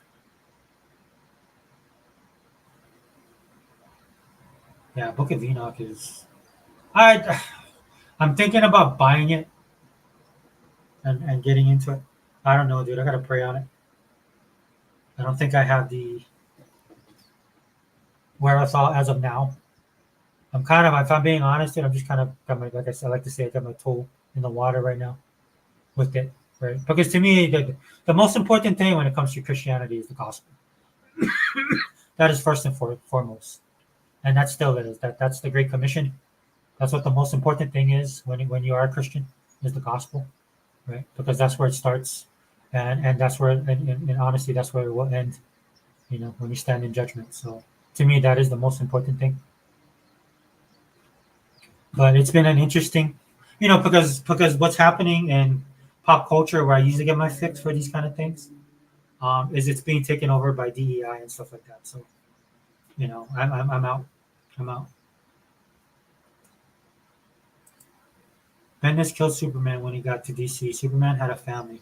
John Kent, his son, yeah, was best friends with Damian. Yep, Batman's son. Then he ruins it. Ages John to a teen for no reason, makes him gay. Yeah, that's what my daughter told me that. My daughter was telling me that. I felt bad for her because yeah. If I didn't tell you Unlimited, she's a DC fan. I didn't want to believe it. I tried to, I tried not to acknowledge it. I joke around with her about it as well. I'm not gonna lie, Unlimited. Probably if we were younger, if we knew each other, like if we were the same age back in the 90s, 80s and 90s, we'd probably be warring with each other. I'm not gonna lie to you. Or not you, E-Rock. Definitely E-Rock. Me and E-Rock would probably not be friends. We'd be nemesis. Gives Superman boring stories in his own comics and self-limited. Yeah, it's not. You know what the problem is, Unlimited. And here's the catch, right? Here's the catch. It's hard enough to make your sales now, even with a great Superman story, right? Even with I would even go far as to say as an epic Superman story, right? Because to me, again, it's all about the economy, right? But at least you'd be giving your fans something that they want, and so that would be good. These are those kind of times, right? Because there's people making. Look at we can use Hi-Fi Rush, right? Hi-Fi Rush is a perfect example, right? Everybody should have bought an Xbox.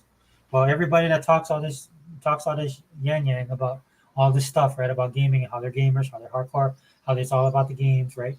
All these dudes, they should have all own Xboxes, either be subscribed to Game Pass or bought Hi-Fi Rush, because Hi-Fi Rush was that worthy. And then when the numbers come out, numbers don't lie, right, my brother? You know that numbers don't lie. They can be fudged, Sony. They can be fudged. You know what I'm saying? People can lie, but the numbers don't. Then, in typical modern day fashion that made me hate Bendis, when DC fans called him out, he doubled down even harder and made Superman worse until DC had to remove him or cancel Action Comics. Yeah, yeah, and that's what they do. He was a precursor of all that stuff, dude. If you guys didn't know, for the whole DEI stuff, man, this has been going on for a long time. I've been dealing this with a long time because I'm a hardcore fan of a lot of this stuff, and the stuff's just not good, right? Because I'm reading the story, and then they throw something at me, and I'm like, oh, okay. Then you read along, and I'm like, wait, that doesn't make sense. That's the main problem with DEI right now, right? And then on top of that, this is kind of my own hang up. I'll throw myself under the bus. I like canon when it comes to Marvel, especially Marvel Universe. I love canon. That's what to me separates one of the things that separates Marvel fans from DC fans. It also the reason why DC can do multiverses and Marvel cannot do multiverses. The reason you're getting multiverses is Kevin Feige's a prick, right? He bought into all this woke stuff. That's number one. So that gives him an out, right? He do multiverse. But number two, I don't know what his problem is, but he has a thing with DC. Now, I've had a thing with DC, but that's old school. That's not this. That this is not that time, right? That this is old. This is back in the day. But he hangs on to it. It's the reason why you got Captain Marvel because they came out with Wonder Woman. It's the reason why you got the Eternals because he's looking at DC, which I don't know why he was doing that when his formula was working fine for his fan base and for his company, right? And so this is why, right? They did. This is another reason why they did multiverse. But you can see by the multiverse that Marvel cannot do multiverse. They never, dude. I'm a Marvel fan. They can never do multiverse. They would dabble in it, touch on it, and that was it. And one of the reasons why they never gone deep in multiverse, they have a multiverse. They never gone deep in it, is because they have canon. And when you're a Marvel fan, like Marvel comic book fan, like I am, canon is that's truth. Canon is what we hang everything on. It's like I'm an old school Steeler fans. You play defense, you run the ball. I don't want no flashy throwing the. If you're throwing 400 yards a game, something's wrong. You know what I mean? You play defense, you run the ball. That's what the old school Marvel comic fans is. Right? This is why you have this trash. It blows my mind that nobody talks about this. Yeah, that's why I can't talk about comic books to people, man. It just like goes over the head. There's a reason why Crisis on Infinite Earths is considered one of the best stories of all time. One of the that's right up there in the upper echelon of greatest comic books ever. Is Crisis on Infinite Earths, and that set. I'm giving DC credit here. This is the Marvel bone into me. The Marvel fan in me is mad, but I'm just being honest, right? This is why that set a precedent for everything else going forward with DC. And whether it was by creativity, by business, right? Like I'm pretty sure you know about the Superman Shazam thing, right?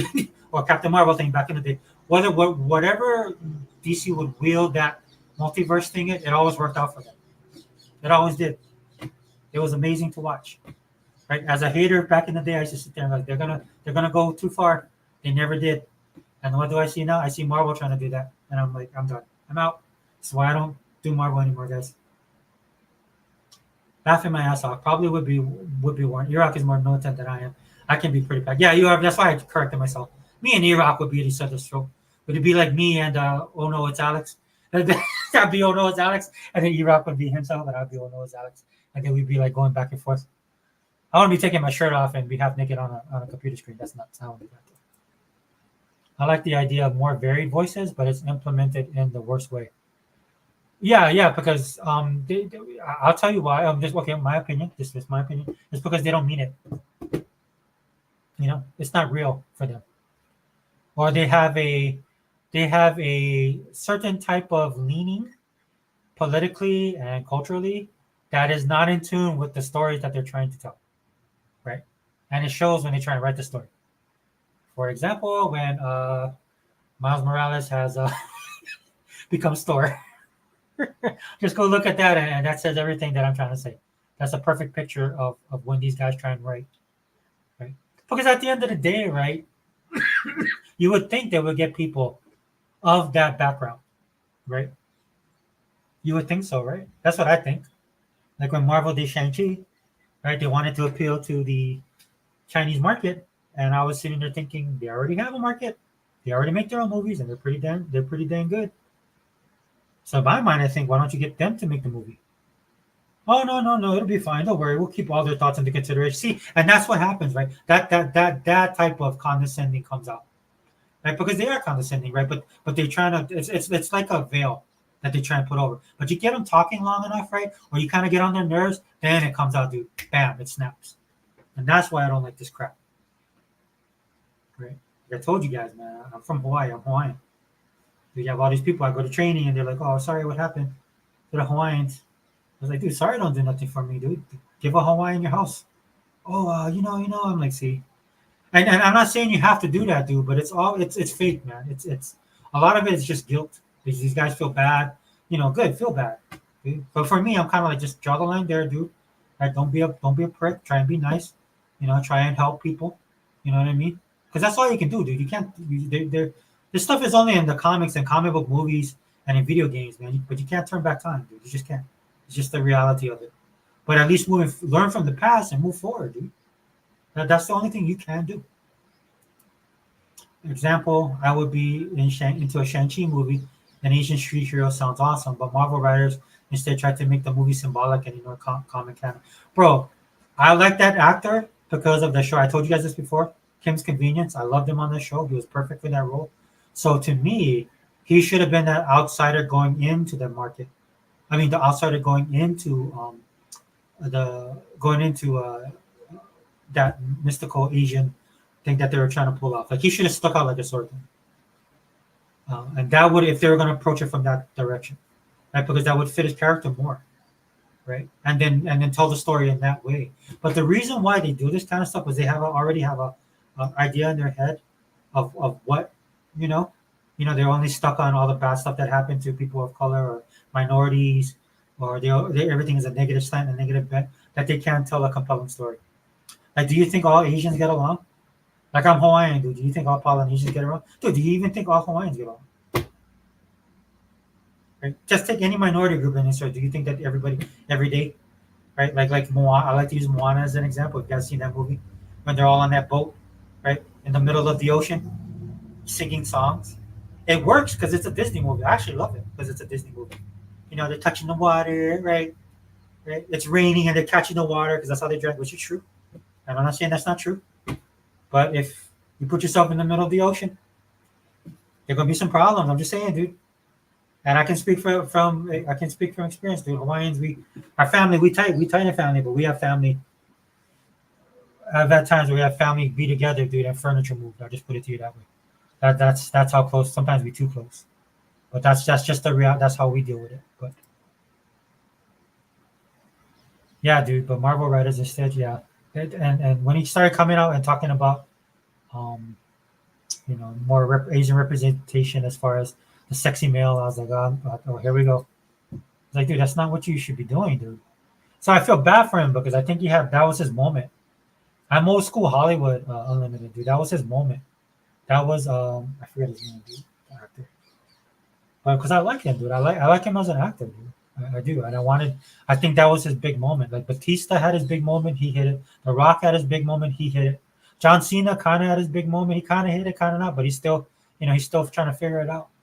Because that's the extent of some of these guys' careers should be, right? But then they work on their craft, they work hard, they get the roles, right? And that was his role they had, man. He should have been a household name. If Marvel was firing on all cylinders like they were, right? And I'm talking of more on how their fandom, their Marvel Cinematic Universe fandom, like the general populace, loves their movies. That should have been the catalyst to his movies, to his movie career, and it actually became an anchor around his neck. And I feel bad for him because I still like him. I follow Simu. I still follow him on Twitter, man. I wish him the best, man, because I like his. Yeah, I know he's definitely more than what he's getting right now. Miles Morales becomes Thor, then start talking like a '70s black exploitation film. It was hilarious in the worst way. Yeah, dude. Yeah, I mean that's why. Then when I saw the picture of the people who did that, it made perfect sense, and that's what I'm talking about, brother. It's just it's horrible. Shoot, I was offended. Yeah, I'm usually not offended. I saw that, I was like, dude, that's everything that's wrong with writing in general nowadays. And that goes. I mean, it goes beyond even comic books. I knew forever that the people writing this stuff don't know what they're writing and instead use shallow stereotypes they swear is deep. It's insulting. Yeah, yeah, that's a big problem. That is a big problem. And I don't see it getting any better unless the industry just collapses. And I don't want to see that, Hopefully my daughter is learning from this as well, right? And understands the importance of being able to write good characters and good story. Because right, this is why the special effects are getting more focused now, right? Because the effects should be complementing the story, but the story is trash. I don't care how good the effects are, because people are numb to it already, man. I remember when that what was that movie that came out with the tornado Twister? When that came out, dude, that was a big deal. I remember that. When Titanic came out, that was a big deal because it looked like what you think the Titanic would look like, and they showed how it fell apart. that was big for its time, but that's not. We're not in those times again. We're not in there anymore. And then better, bigger, better has come along. So in order to push it forward, man, you need a whole. You need a whole new group of people to come in and take it to the next level. But to do that, it requires a lot of pain and a lot of sacrifice, dude. And there's going to be dreams. Their dreams are going to get broken. People are going to have to. What they wanted to do is not going to work out.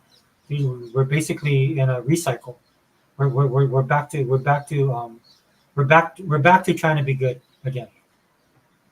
The industry needs people like Dwayne McDuff. Oh yeah, rest in peace. Who made great black content that was blackety black. They were just good superhero cartoons and comics.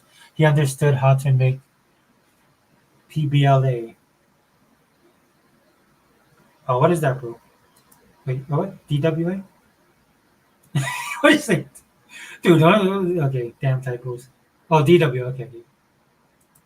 McDuffie understood how to make black characters be normal people. Modern writers turned the diversity characters into caricatures. Yeah, and then the industry. I'll use Marvel again as a perfect example.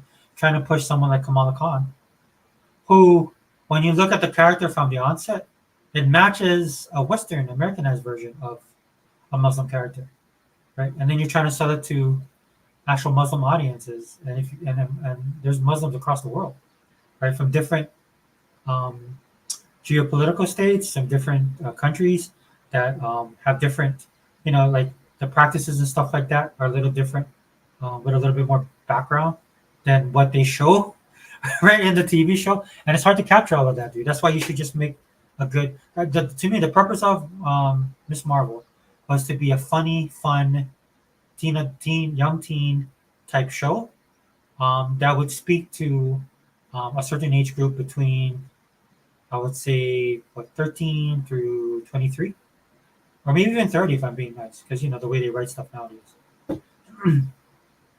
The market that they say they were going for, to me, was not that market. That's the market. They won't like that. Right? On top of all the other stuff uh, that are staples of what making a good TV show requires. Like something like she's not a known character, she's not a popular character, she's not a known actress, she's not a popular actress. All of that stuff factors in, right? And I know people don't want to hear that, but that's Hollywood, right? You want to draw people in to watch. Again, we make these videos, probably know more about video games and comics than most people, but I don't have a camera that's showing my breasts, when I do a video, and I'm not downing those people. They do what they do, right? I'm just saying, I have to live with the reality of what I can do and what I can't do.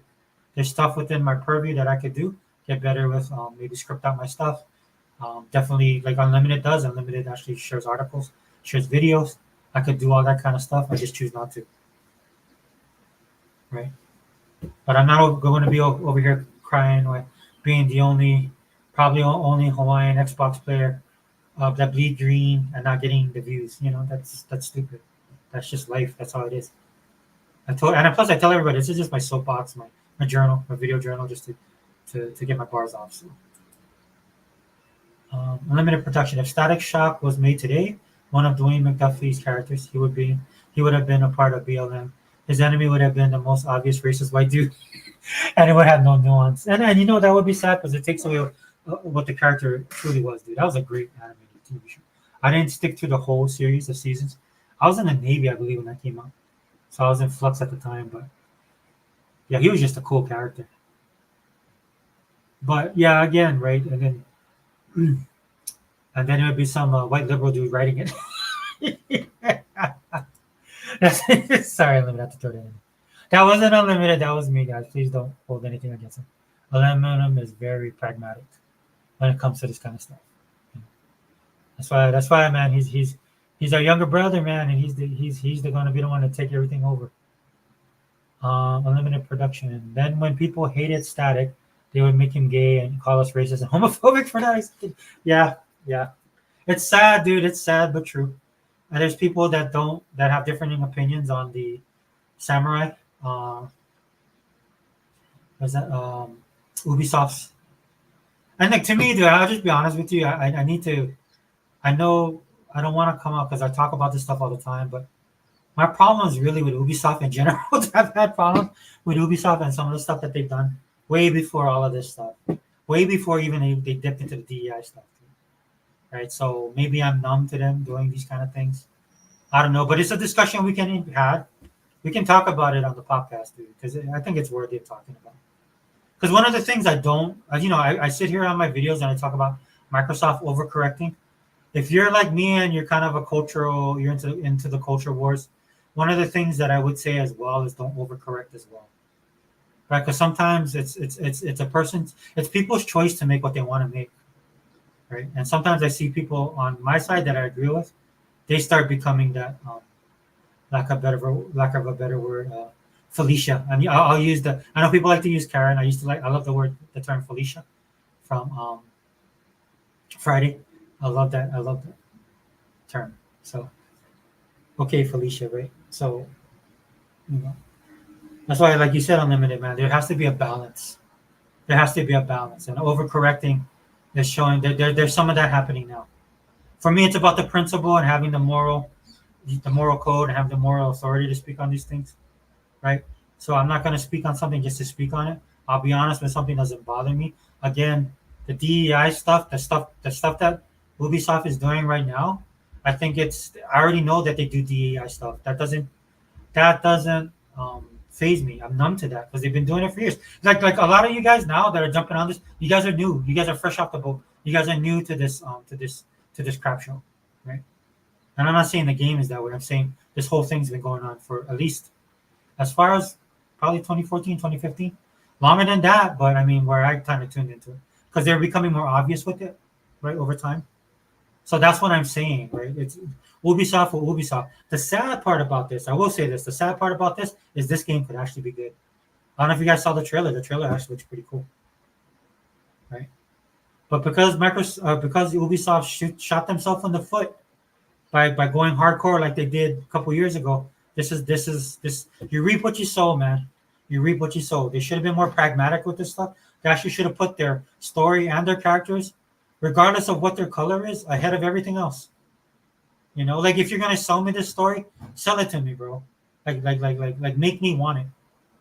At the end of the day, too, I can forgive a multitude of sins with this kind of stuff, but though don't just think you're just gonna just show up and just expect me to have my money over. No, dude, like I want to be entertained. I want to have an experience, dude. This premise of what you're telling me sounds pretty cool, but I need more, right? And then I have a history of you guys doing stuff, so already I'm kind of worried. What am I now? I'm racist. That's what I am now because I want you to give me your best effort. I want you to earn my money and my more importantly my time to put in, especially with Ubisoft games. Dude, those things are forever for me, right? So I want you to put effort into it, man. Not just expect me to fawn over there. Because if you guys are gonna use the Nazi racist maggot, all that stuff on me, dude, it ain't gonna work at all.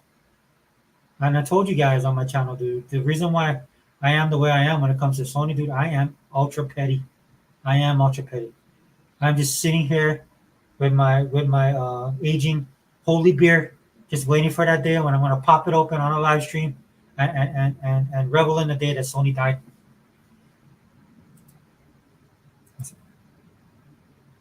I'm sorry, Unlimited, I went on a tangent.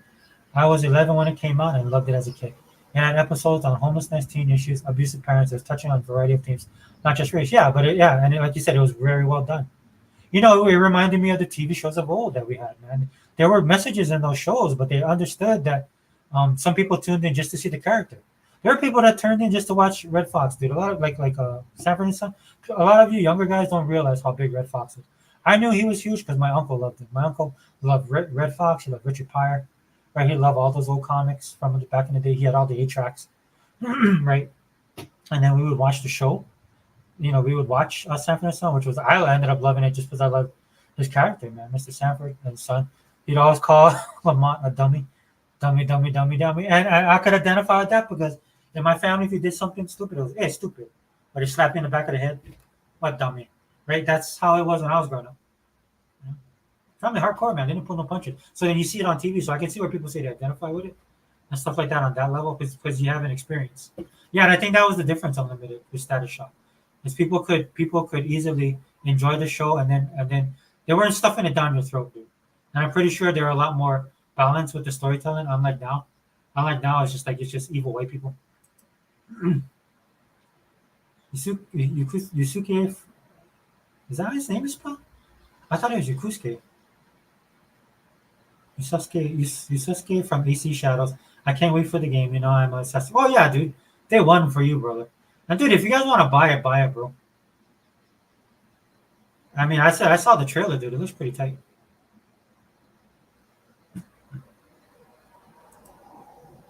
Felicia from Friday. Yeah, dude, that's what I say all the time. Instead of Karen, I say Felicia. Okay, Felicia. And I was like, what does that mean? I was like, oh, you don't know? If you don't know, man, then I shouldn't be talking to you. That was a great movie, bro. To think they pulled, I mean, the majority, 99% of that movie was on a porch. Or 90% of that movie was on a porch. That was amazing, dude. For people that say that Ice Cube ain't got no skills, go watch that movie again. Sony is now dragging two COEs. What is that, bro? Two CO. COs both will be out Sony within 3 years. Yeah. Herman Holtz, I saw that. Yeah, more power to them, dude. You guys got the master plan. You know, good luck, Sony. You're on the track to success. As all the gaming media likes to tell us. You're on that ticket to ride, man. They're untouchable. They can't do no wrong. They're the best. They sold how much? How many consoles? PS5. Because I could have swore I saw like 15 million to 20 million, and somebody put up a graph saying that they did 50 million. I was like, holy crap! How did that happen, dude? I really want to know, bro. How did they get to that 50 million? Because everybody broke. Like that's another thing with these dudes too. They have no chill. You know what I'm saying? They don't go like when they go in, dude. They go beyond all in. They go plus ultra, bro. These guys are plus ultra. Where they go from 20 to like 50. I'm like, okay, man. You know what? I was questioning the 20 million. But hey, maybe I'm wrong. You know, you guys, you did your Sony magic. Sprinkle your little Sony dust on everything, and it's all good. Yeah, Sanford and Son is classic, dude. I want to buy the complete series. I had a night shift job back in college and fell in love with that show. And Married with Children. And yeah, oh, do you remember Married with Children? That was such a hot thing back then. Like, I mean, a hot topic for people to discuss, dude. I remember, man. Yeah, that was controversial for that time.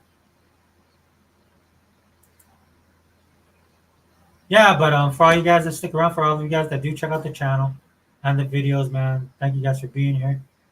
Really appreciate it. What 50 unlimited production? 59 million for now. Sony's numbers change more than a trans kid in a dressing room. 59 million now? I saw 50 on the chart. Dude, come on, guys. Dude, where is the super sleuth Watergate journalist that's gonna bust this open for what it is? Dude, where are those guys, man? There's some gaming journalists out there that's gotta be suspicious of one of these numbers, dude. At least one. Yeah, this blows my mind. This is why these guys are trash. Again, media blast, guys. We gotta keep these guys on blast. Gaming media is absolute trash. Regular media is trash. All these guys are trash. AI can't come here soon enough. AI 2025. That's gonna be my tagline. AI 2025. I should make my gamer tag that AI 2025. I want these dudes gone. Well, but AI is gonna take over. AI is gonna do this. Oh, dude, these guys are already losers. It can't get any worse for AI. At least I know AI is gonna be evil. These guys pretend like they're telling you the truth. What's worse? I'll go with the AI. I saw 59 million at the same time. Nobody buy their games. Sony math doesn't add up. Yeah, and it's always been like that, brother. Always. It's always been like that. That's why it blows my mind because I'm like, okay, but why aren't people buying the games? And at first, I was coming at it from a point of view before I got into all this stuff. I was like, oh, that's kind of disheartening. And then me and Heba was talking on the last podcast, or the podcast before, I think, and I brought up KB Toys. Because I remember that happened to KB Toys, that they kept on discounting their figures. But it was ridiculous discounts, dude. Within, like, there was discounting it, like, right away. Like, you just wait a couple weeks discount. And it went from, like, $17 to $7.99 to, like, $4.99. You know what I'm saying? And I knew that wasn't that good, man. I'm a collector, dude. I know that. I was like, well, maybe they're bringing in stock to offset it. Maybe like those little blinky eye Furby things. Remember those? Those are popular at the time, and they that shelves of that stuff that was selling hot. So I was like, oh, maybe they need to get rid of this stuff to bring that stuff into selling more money. I kind of looked at it kind of like from that perspective. But then they all started shutting down. I was like, well, I guess my original theory is correct. Yeah, dude, I would like to see. There needs to be an expose on their numbers, dude. Because again, guys, if you guys are being fair and honest when it comes to this kind of stuff, you're looking at it honestly. You guys have to realize that something's not adding up. Either they're not selling it. Either they're not selling the consoles that they proclaim to sell, or um, nobody's buying the software. And either one is bad. Either one is bad. This is why they closed. And I would say that they're not selling the software. I say honestly, guys, and I know I'm a bot spot, but I don't think I think it's both in this sense. And that's why they have to shut down so many studios and stuff like that. People aren't buying PS5 games even on sale. It's like if those console owners don't even exist. Yeah, yeah. And even as an Xbox guy, I look at that. I'm like, even me, right? Because of course, they call us Xbox. We're not, because the next natural progression, right? When you're thinking about this, you see something like that is like, well, where are they going? What are they buying? What are they playing? Are they even playing games anymore? Right? That's the reality that you deal with. Then you start looking at your own side. It's like, well, how are we doing? Okay. Well, we have Game Pass. We see the reports that they come out that they have money. They're making money, so that's good, right? We see that they're investing. That's good. Oh, we had a couple cutbacks. Then you hear then everybody panics, right? Most people panic. Then now it's coming out. That's more like a restructuring. Shout out to I can't even think of the guys' names right now. They're the first ones that I saw use that term, restructuring. On Point for Games. Shout out to those dudes, man. Go check out their podcast, dude. If you guys bleed green, definitely go check those dudes out.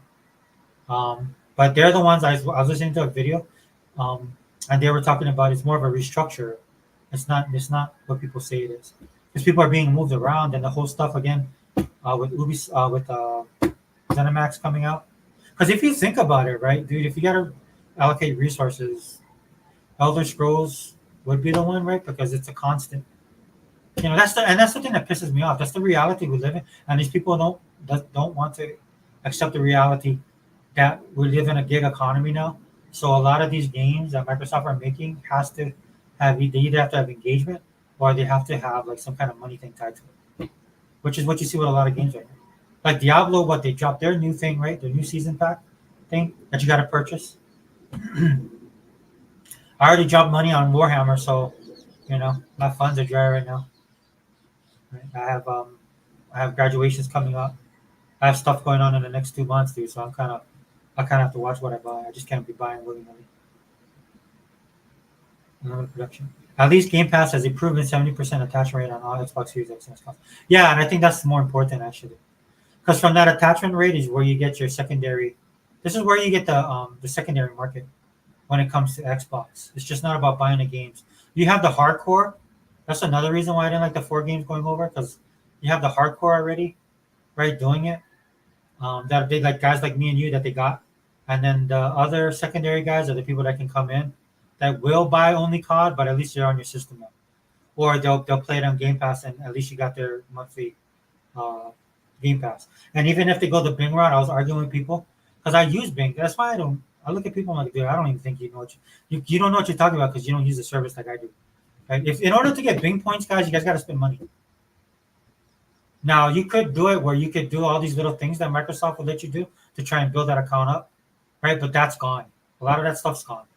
Right? Basically, Microsoft is like, well, you can get you basically it's like a Microsoft credit card, right? You use that, you buy in their store, you buy their stuff, and you get a little bit of bump back from what you're buying, right? Even if they're on sale, right? So I think I bought 5 games one time. They're all on sale. 3 of which I didn't know. I just want to try out just based on the premise of what the game was, right? And then I got like $4 or $5 back. Like I hit some kind of double point. It was like I don't know. It was back in the day, but you make money on that kind of stuff, dude. So this is the thing that you guys got to understand. Number one, Game Pass is not free. It's a subscription service. You're paying for it every month. They're making money off of that. Okay. They're making money off of you. This is why the subscriptions are important and why they want to get more subscribers, right? And when they talk about the growth, they see that there's no growth, so that's why they're looking at why course correcting here and there, right? Because that's what any business would do, or any business should do. If you're not, dude, you're going to be out of business, right? Um, but please keep that in mind. You have Bing, even if you're using your points, you're paying for stuff, whatever it might be. Like whether I bought the full season of Family Matters, bought every season, the complete edition, right? That cost me like $29.99, I want to say, or $19.99, something like that. So I bought it, dude. It's like one of my favorite shows of all time. Guess what? You're buying into their ecosystem. On top of the fact that I still buy games. So I'm sorry, Unlimited. I kind of went. Bro, if you want to jump in, man, I sent you the link on Twitter. Yep, it is a restructure, but truth doesn't matter to gaming YouTuber, Twitter, or media. That's what drives me crazy. They flat out ignore truth no matter what. Yeah, 100% Unlimited. 100%, bro. I didn't think of it that way, though my mind was kind of along those terms. But when I saw them, when I watched their, it was more like a clip that they were doing, and they said that, I was like, dude, bingo, right there, right on the nose. That's the way they should look at it. Yeah, that's why I like those guys. They go hardcore on Xbox. I use Bing as well. It's far better than Google, which studies show is about search engine. Well, yeah, yeah. Where I finally got off of them was the whole communist thing. But I just hated the fact that I felt like they was pushing stuff to us. Because on the flip side, the funny thing is Google, like Microsoft on the flip side, will give you everything. Can I see something about a carburetor for my engine? Carburetor, and then they go down this whole list. They give you everything. They throw everything in the kitchen sink. That I'm like, oh, okay. If I can find something in the middle, but I would prefer that Unlimited, how Bing does it, than Google trying to push stuff to me. Google's evil, man. They're an evil piece of trash. And then again, Operation Dragonfly. Go look that up. What they were doing with China, which is something I think they wanted to bring here, because we have a bunch of psychopaths in our government right now. I want to control everybody. I'm not joining. I'm literally in bed now. I'm not getting up. Yeah, no worries, no worries. In fact, bro, I gotta wrap it up myself. I didn't realize what time it was. 5:30. I was expecting my son to call at 5, and he did not. I'm wondering if he might have got a ride. It'd be nice if he called me and let me know, but usually I get a phone call from him right about now. So, but I am gonna wrap it up just in case he does call, because it is a little late, and if he calls, I gotta go. But yeah, guys. So again, media blasts. Take everything with a grain of salt that these guys say. In fact, don't listen to them at all. That's the best thing you can do. Again, shout out to my Fireboss, dude. Oh man, I forgot. I'm sorry, my brother. I could have sent you a link. Don't worry, man. We'll do the podcast this weekend, bro. Okay? Or if I do I'll do another one. I'll link it to you. I'll link it to you, man, so you can jump in and get your bars off. I know you want to talk about. I'm pretty sure you want to talk about Ubisoft, bro. And we can, because you guys know definitely I am on the DEI hate train, right? But I also believe in not overreacting, not overcorrecting, right? Not reading more into stuff more than it is. I'm not going to be like some of the problems I was having with people on that side of the aisle. I do not want to be like that. So, and at the end of the day, dude, it's about choice, right? If you want to play the game, play the game. There's some people that go through life not even caring about all this stuff. In fact, I'm kind of envious of them. Google purposely pushes stuff on you when you search. I used to wonder why it was so hard to find certain info. Then I read the study. Yeah, I knew it, dude, just because you can tell by the way they were doing stuff, right? Because sometimes it's just a little bit too easy when you're doing it, and then of course everything coming out, and I knew that as well, right? Plus, I have to take security training every single year, dude, in my job, and they stay on top of this kind of stuff, the phishing and all that stuff, right? Algorithms, they've been talking about that for a long time. More for national security type deal, and then protecting your own security at whatever command you're at and stuff like that. But it all melds in together, man. Yeah. So yeah, I knew. I mean, when I saw Operation Dragonfly, though, that made me sick. So I was like, I'm done with you guys. Interesting stuff. Yeah, Fireballs. You know how we keep it, man. We keep it lively. Yeah. I'll just send it to you, dude. So that we can all be ready to go. So we can just chop on the topics at hand. You know what I'm saying? But yeah, guys, let me wrap it up for now. Thank you guys for being here. Unlimited. Thank you, bro, for the commentary in the chat. I appreciate it. Fireboss, you as well. Thank you for being here, my brother. Always appreciate your perspective.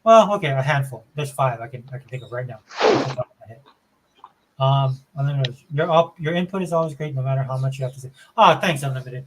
I just got to work on that timing, man. I don't have the skills like you guys. I'm always like fumbling my words and stuff like I said. I hate to say this. The only time my podcast, I think I sound well on my podcast is when I'm mad, and I don't want to be like that. It helps me focus, because I'm just so ticked off about stuff, and I don't want to be that person anymore. Sega Man is here. I'm going to call it a night soon. I get up super early. Yeah, go ahead, my brother. Go ahead. We're going to pass the mic. All right, brother. Sega All right, brother Unlimited. Yeah, see you tomorrow, man. Sega Man. So basically, as the title, the hypocrisy of the gaming media, we got into a lot of other stuff as well, but that was the main focus. I don't know if you saw that the Square-Enix came out, right? Oh, we can talk about that. Square-Enix came out. They're going to go multi-plat. Mm-hmm. Like Phil. Remember when Phil was introduced on stage? Yeah. Right. Mm-hmm. And then we all speculated that was going to be the case once all these contracts with Sony's up, right? Mm-hmm. Of course, the writing was on the wall when AKB finally closed. So I think people look, dude. You guys might think they're in a rut in Japan. These guys are not done. They want to make money. So, but do we see the media congratulating Phil? No. Do we see any retractions now? Right? Is Xbox going to die now? Now that we're going to get Final Fantasy and all these games that people want to play? Right. So do you have any thoughts? There's a dude out here. Can't remember his name, but he made a video live saying it's just called Microsoft Gaming and that Xbox is going to go away or some dumb shit like that. Dude. I've seen a couple. And so why? Oh, go ahead, my brother. Go ahead. So, Brother Sega Forever, why are they saying that? Why are they saying that? Because it's Microsoft Gaming now. They think that the console. I guess they think the console's going to go away or something. They're saying that Microsoft is in trouble. They're saying they're in trouble because they don't know how to run their division. And of course, all of this is predicated on the fact that four of those studios shut down. I am not going to lie. I am disappointed about Tango because I think, you've heard me opine about how great Hi-Fi Rush is, how it was a starting point for them as far as, for me, what I want Microsoft to do, which is start getting into production. And what I mean by that is start making special edition discs, special edition hardware, special edition peripherals. I want them to start licensing this stuff out to companies. Not necessarily that Funko Pop comes into mind, but not just necessarily them, but some of these collectible companies that make figures. Hi-Fi Rush was just built for all of that stuff, right? Right. And then when you put on top that you have a Halo series that's successful, seasons 1 and 2, and a Fallout series that just killed it on Amazon. Right. To me, you have Hi-Fi Rush. That is your in for the kids market, for toys, this is what I was looking at. And so, of course, naturally, when Tango got released, that's the way I look at things, Sega Man, not just a greedy corporation or Microsoft doesn't know what they're doing. I look at it in those terms of where I saw a missed opportunity. So that's why. That's why I was kind of bummed about. Yeah. Plus, go ahead. Plus, Xbox is not going anywhere. I mean, Sarah Bond talked about when they had that interview about explaining things before that we're going to be coming out with a new console. So I don't know why they're thinking Microsoft is going away or whatever. They're going to be coming out with a new console. They always got to try to go back to that same old narrative. Xbox is dead. Microsoft is gone away. Xbox is gone away. They always come back to that, and it's 2024. So sick of hearing that. Rinse and repeat all the time, brother. Mm-hmm. No, yeah, it's true. And the reality of it is, right, is the more I kind of like this in this sense, segment.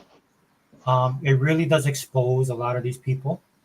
Already the gamers we already know, right?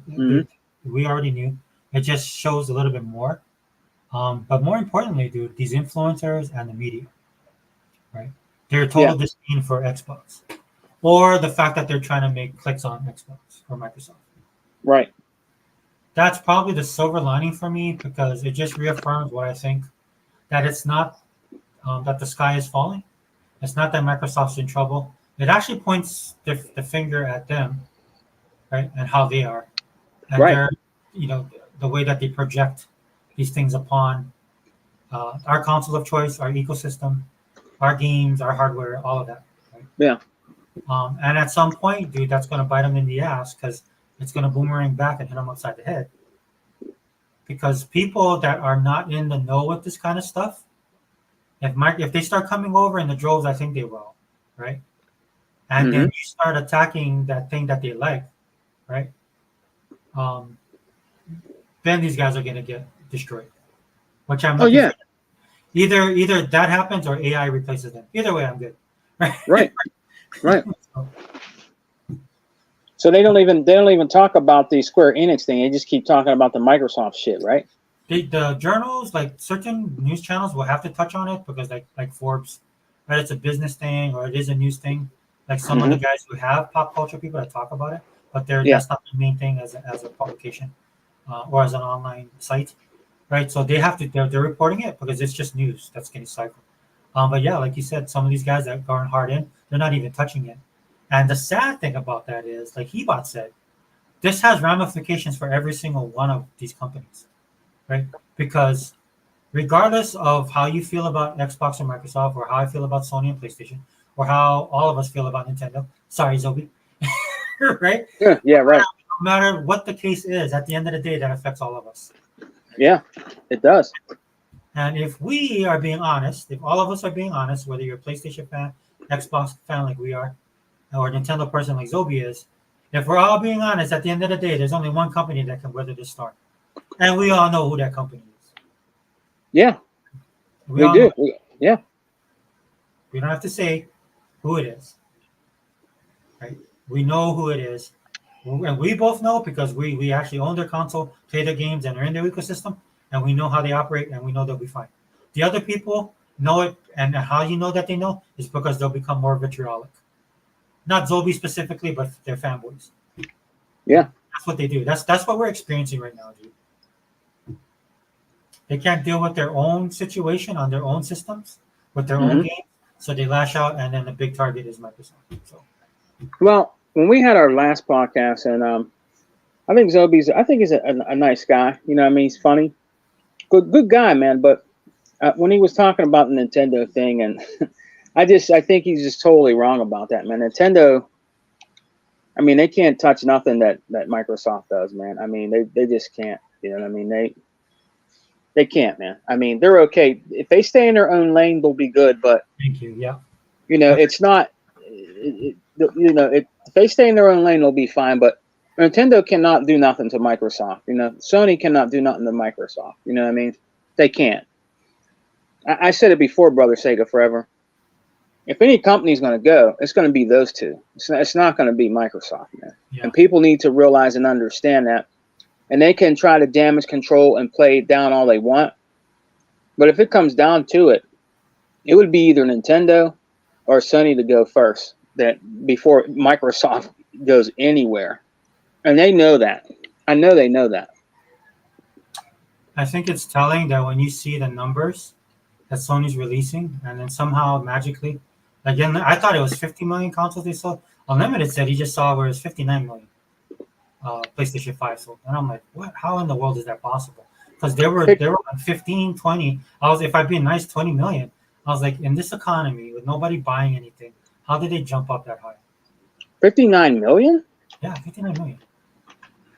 Now, maybe what the person meant to say was PS3, PS4, PS5, right? But then they're busted on that because PS4 supposedly sold, what, 100, 150, 200 million, some ridiculous number, right? So I don't know why these guys keep on doing that.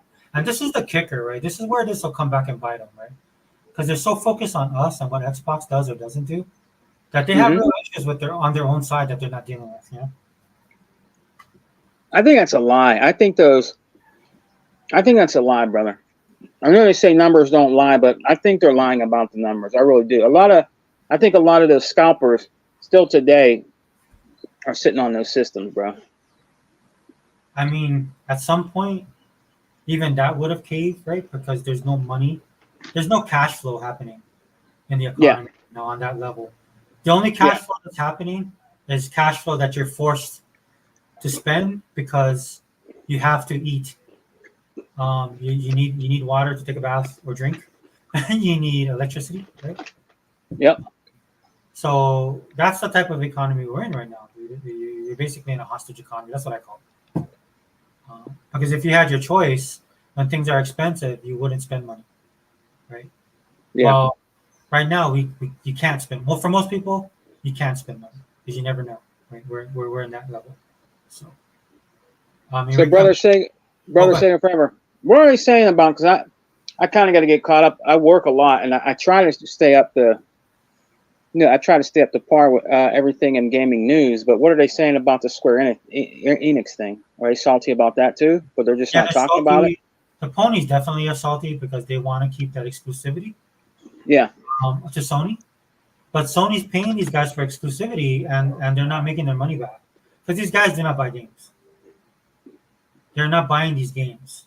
Like you might have pony or Sony ponies that are hardcore Final Fantasy guys, yeah, but it's not enough for them to keep the lights on or to keep these deals going. Okay, uh so huh, this is why Phil went to them, and this was the opening for Square Enix because, and I'm pretty sure Square Enix wants to do some things that's outside of the norm of what you expect from a Square Enix product on a Sony platform, right? Like they'll make a game that they want to try and make, but if it's only on PlayStation, it's going to get burned because it's not what they expect. But if you bring it to a console, if you bring it to Xbox, you won't have that much of a pushback on that kind of stuff. Because at the end of the day, we don't deal with them on that level. Or right, if you take it to a Steam Deck or go PC, right? Which is, I think, this is what they want to do as well. And then having a partner like Microsoft, who is also in the PC area, is a good help for them. They're transitioning, is what I'm trying to say.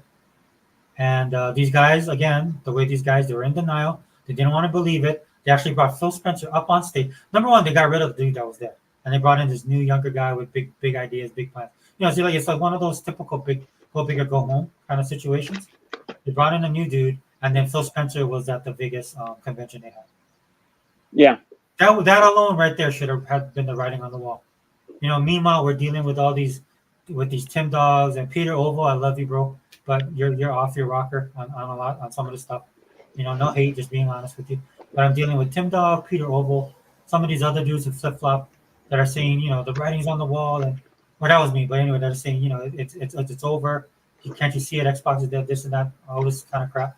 Meanwhile, that which is based on rumors and speculation, most of that stuff, right? So yeah, supposed insiders, again, who didn't have the inside track on a lot of the big news, the real big news, AKB comes to mind about what Microsoft or Xbox are doing. They can't break anything like that, but they only break stuff that is just rumors, hearsay, to cause turmoil, right? And they're hmm wrong, and they're always wrong, right? They're always wrong. oh yeah, But the four games thing, dude, they didn't have that on lock. People have been saying that for years, but that was just an aside because the people that hate was coming up with that stuff as well for years. Right? That doesn't mean anything, dude. That just means that they hate Xbox. So to wrap it up, they're upset. Sony fans are upset that they're losing exclusivity, and they've been ranting about it. And then the media has been talking about it, but they always seem to go around what everybody's looking for because they went so hard on Xbox and Microsoft with their yeah, videos, right? yeah, Even though a lot of stuff is coming to light, like Forbes was the one that broke that article, right, on ZeniMax coming to Microsoft asking for help, right, yeah, and seeing what they did. But they seem to just tiptoe around that kind of stuff, right? To me, if they had any type of professional courtesy, they'd write a retraction on all the stuff that they were saying, right? yeah, Because it is what I did that video. That's why I did that video last week, my brother, about the economy, because it's all boiling down to money. You can have the best games in the world. You can have the best movies. You can have like the hmm top ranked stuff. It doesn't guarantee you success nowadays because you have to get people to get out there and spend their money, and people are having a hard time with because they don't have disposable cash. or they don't feel like they should be spending right now because of the way things are. Right? Mm-hmm. That's the reality of it. And these guys will not. I would just I would respect one person if they actually would come on and say this. That they Nobody. over That's the thing. They won't. They won't. Nobody will. right. They want to keep the narrative going with Microsoft. Not knowing what they're doing over there, not knowing how. Let's get rid of Sarah Bond. She doesn't know what she's doing, and Phil Spencer needs to be fired. Different things like that. Well, the most egregious thing to me is that this is happening everywhere, and they're not talking about it. Right? Right. Like well, all Microsoft did was what other companies are doing right now. And I'm not just talking about gaming. I'm talking across the board in Yeah. every industry. Right? Right. This is a global economy. This is happening all over. Right? And in some cases, way worse. In most of these cases, way worse than what Microsoft did. Yet they got all that hate. And I Yeah. understand. Again, people were in their feelings. I was a little bit in my feelings, right? But I didn't lose my mind over Tango Rush Yeah. Yeah. or Tango. Yeah, Tango Rush. Right? No, Tango GameWorks. Sorry. You know what it was, brother? Sega Forever. People wanted a reason to lose their mind. Yeah. Yeah. You know what I'm saying? They Yes. did. They wanted a reason to lose their mind over Xbox. They were waiting for a reason to lose their mind over Xbox. That's exactly what they were doing. These people are too much, man. I can't. Like I said, I can't with this gaming community. I don't consider this a gaming community because there's not enough gamers to consider it a gaming community. Yeah. In my opinion. I'm just gonna rock out. I'm just gonna rock out with Xbox, right? It is what it is, brother. And Xbox ain't going nowhere. Ain't going nowhere, man. Yeah, but Phil Spencer said time and time again, when people would ask that question, that the console's not going anywhere. We're still gonna have consoles. You know what I mean? yeah, and then this is the one. This is interesting to me because I think this is the one that's gonna be like huge. You know what I'm saying? Yeah. Like all the talk that we have about, and they do. I'm not saying that they don't. Hey, what's up, Eva? I sent you a link, bro. If you want to jump in. Um,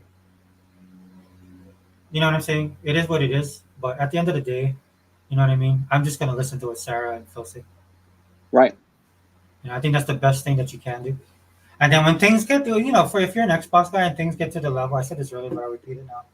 If it gets to the level where you just can't hang, dude, just leave. I mean, why I mean leave? Just get off of social media, dude. That's where all this stuff goes down. And stop reading the news, man. Go finish 5 games this week. I'll give you guys homework, man. Just go try and finish 5 of your games in your backlog this week, if you can. Right? And you try and do that. You set that as a goal, dude, and you won't. All of this stuff will pass you by. Like my brother just said. My brother Sega, man. He's working, man. He didn't. He's just catching up. Right. What's the old saying, Sega, man? Ignorance is bliss. I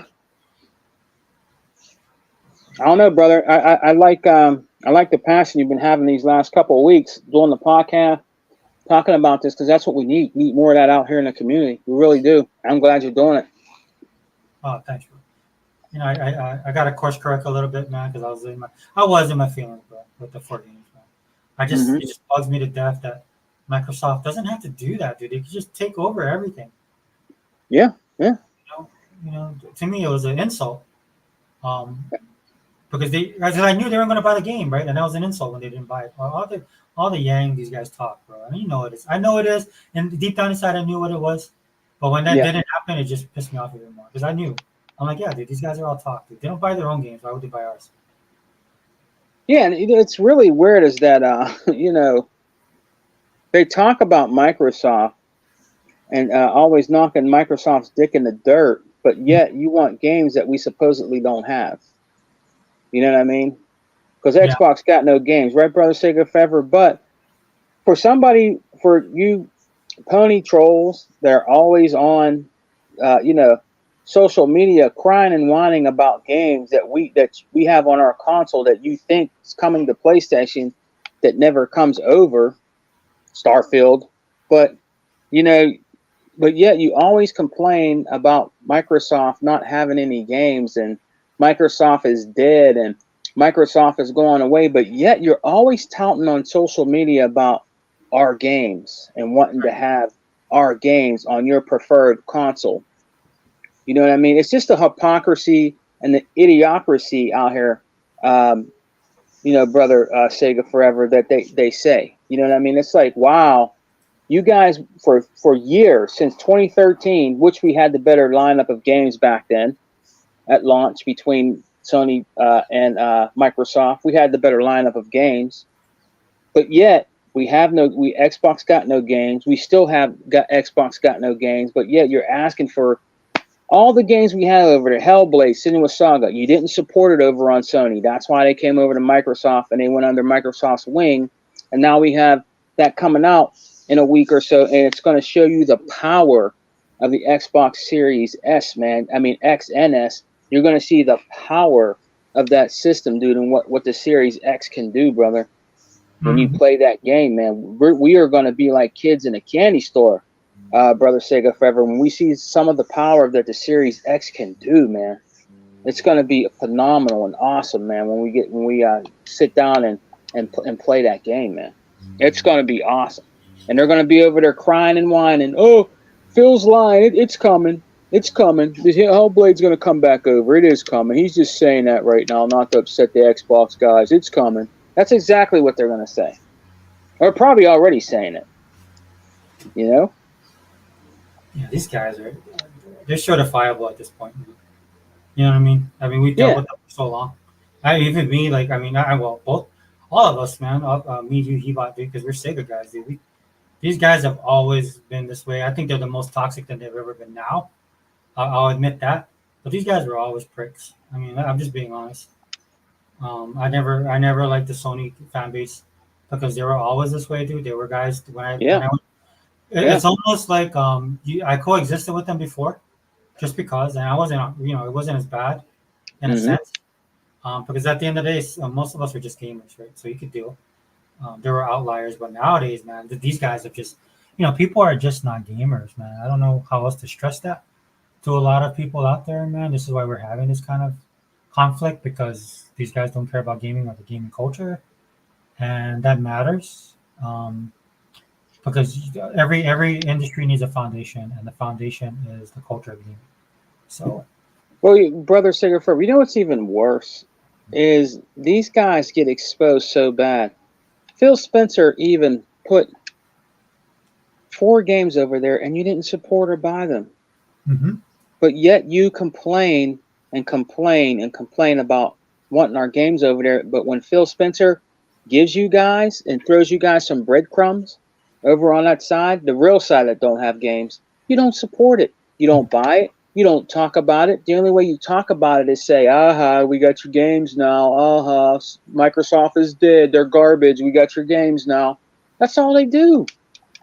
That's all they do. They don't even support the games that are over there. Remember, brother, Unlimited Productions said that was it Hi-Fi Rush or one of the games went over there and it didn't even break the top 20. It might have been Sea of Thieves or one of them. It didn't even break the top 20.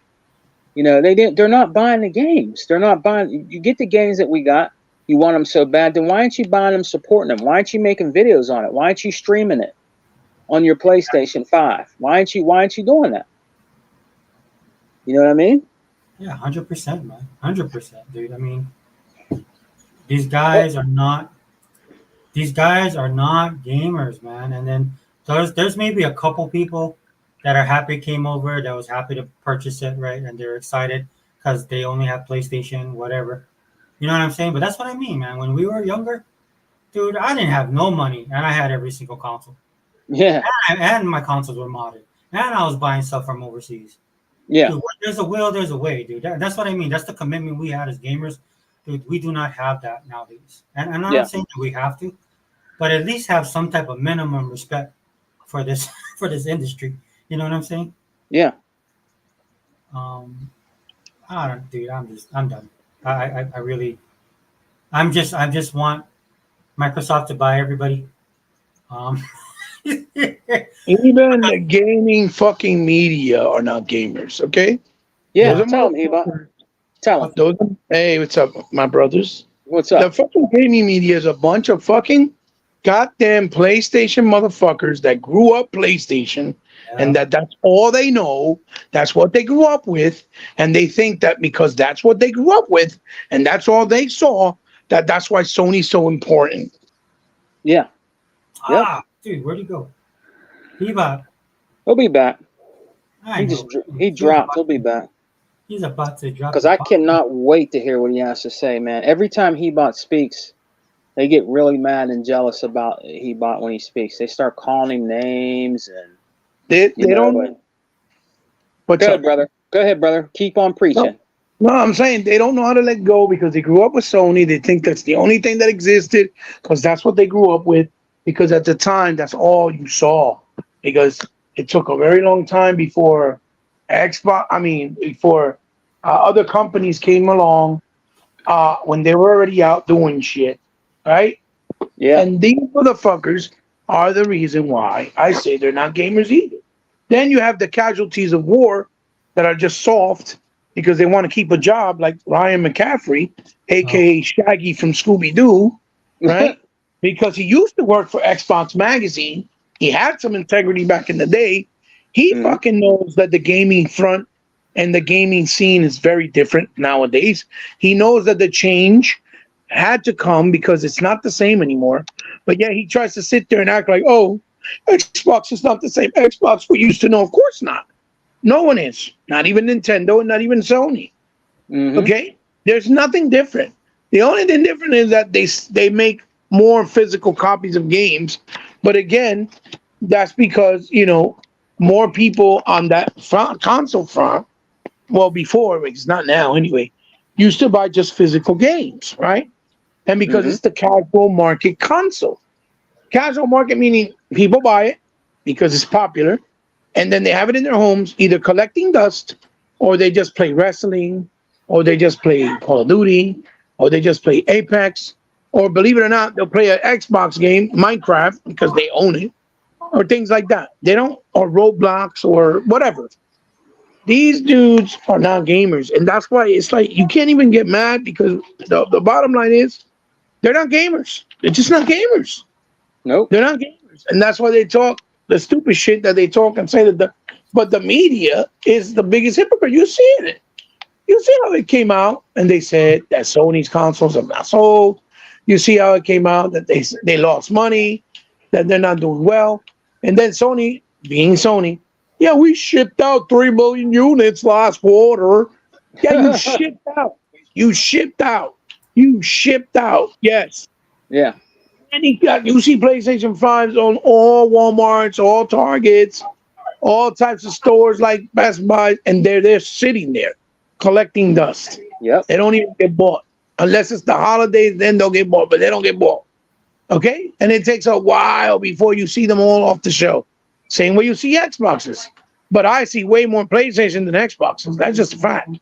Xboxes, as soon as they come in, they'll sell, and you won't see them for a while. And then they come back in stock, and then you won't see them for a while again. That's how I've always been. I've always seen it that way. Okay? But the thing is that you see that they saw these numbers. You saw that Square-Enix says, no mas, we can't do it. I'm sorry, we can't do it. It's no more. We can't. We can't do it anymore. It's over. We can't keep exclusive games because PlayStation dudes just don't buy them. Yeah. That was big news that we've been talking about for centuries, and you don't see not one person, nobody talking about it. Nobody's talking about it. Nobody. They're still talking about Xbox. They're still talking about, oh my God, Hellblade, if it doesn't do well, they're going to go and put it on PlayStation. They're going to close down the studio, saying all kinds of dumb shit. Okay? That's all you're seeing. That's it. That's all you're seeing. That's it. And it should get me mad because you go type up Xbox and you'll literally see 1,000 videos, all negative or all dumb shit or all speculation. Or if not, just all straight up speculation. Yeah. The only positive Xbox shit that you're seeing and is almost being treated like negative is the 360 video that everybody's putting out. Go get those 360 games before they start going up in price because they're going to close the store. Oh yeah. My God. Yeah. They're going to close the store. It's over. We're dead. Xbox 360 is over. That's all you see. Those are the only ones that's supposed to be positive, but they're still running them like negative. You get what I'm saying? Like saying, because of Microsoft closing the store, being so evil that they are, now all these games are going to go up in price and they're going to be fucking super expensive. How dare Microsoft do that to us? Meanwhile, you got PlayStation games out there that cost $1,000. You got Saturn games that cost $50,000. You got fucking Nintendo 64 games that cost like $20,000. But nope.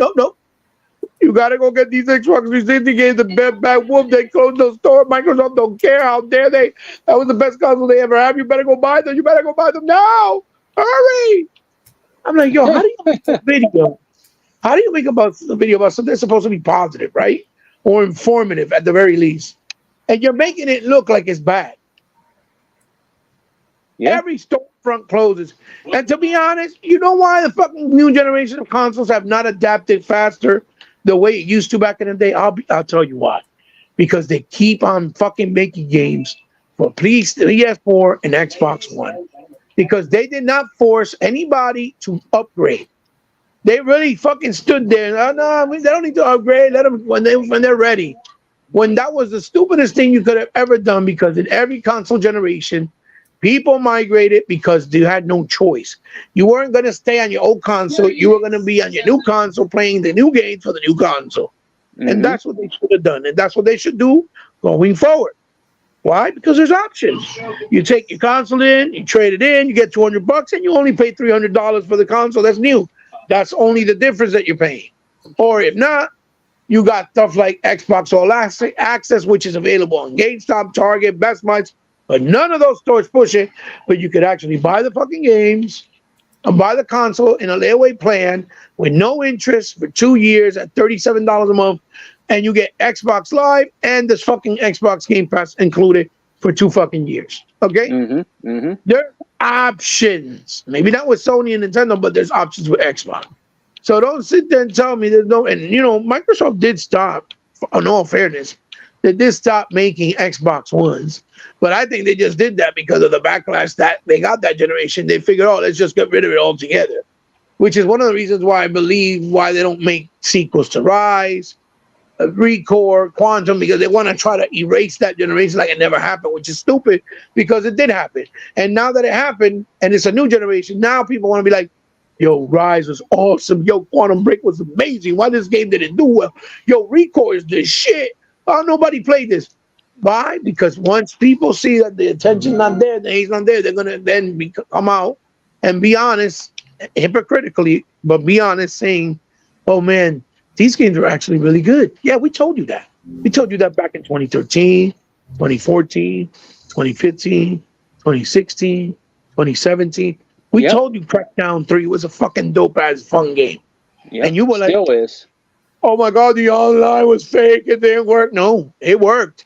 It was just new. It was in its infancy. They were trying to do something that was never done before.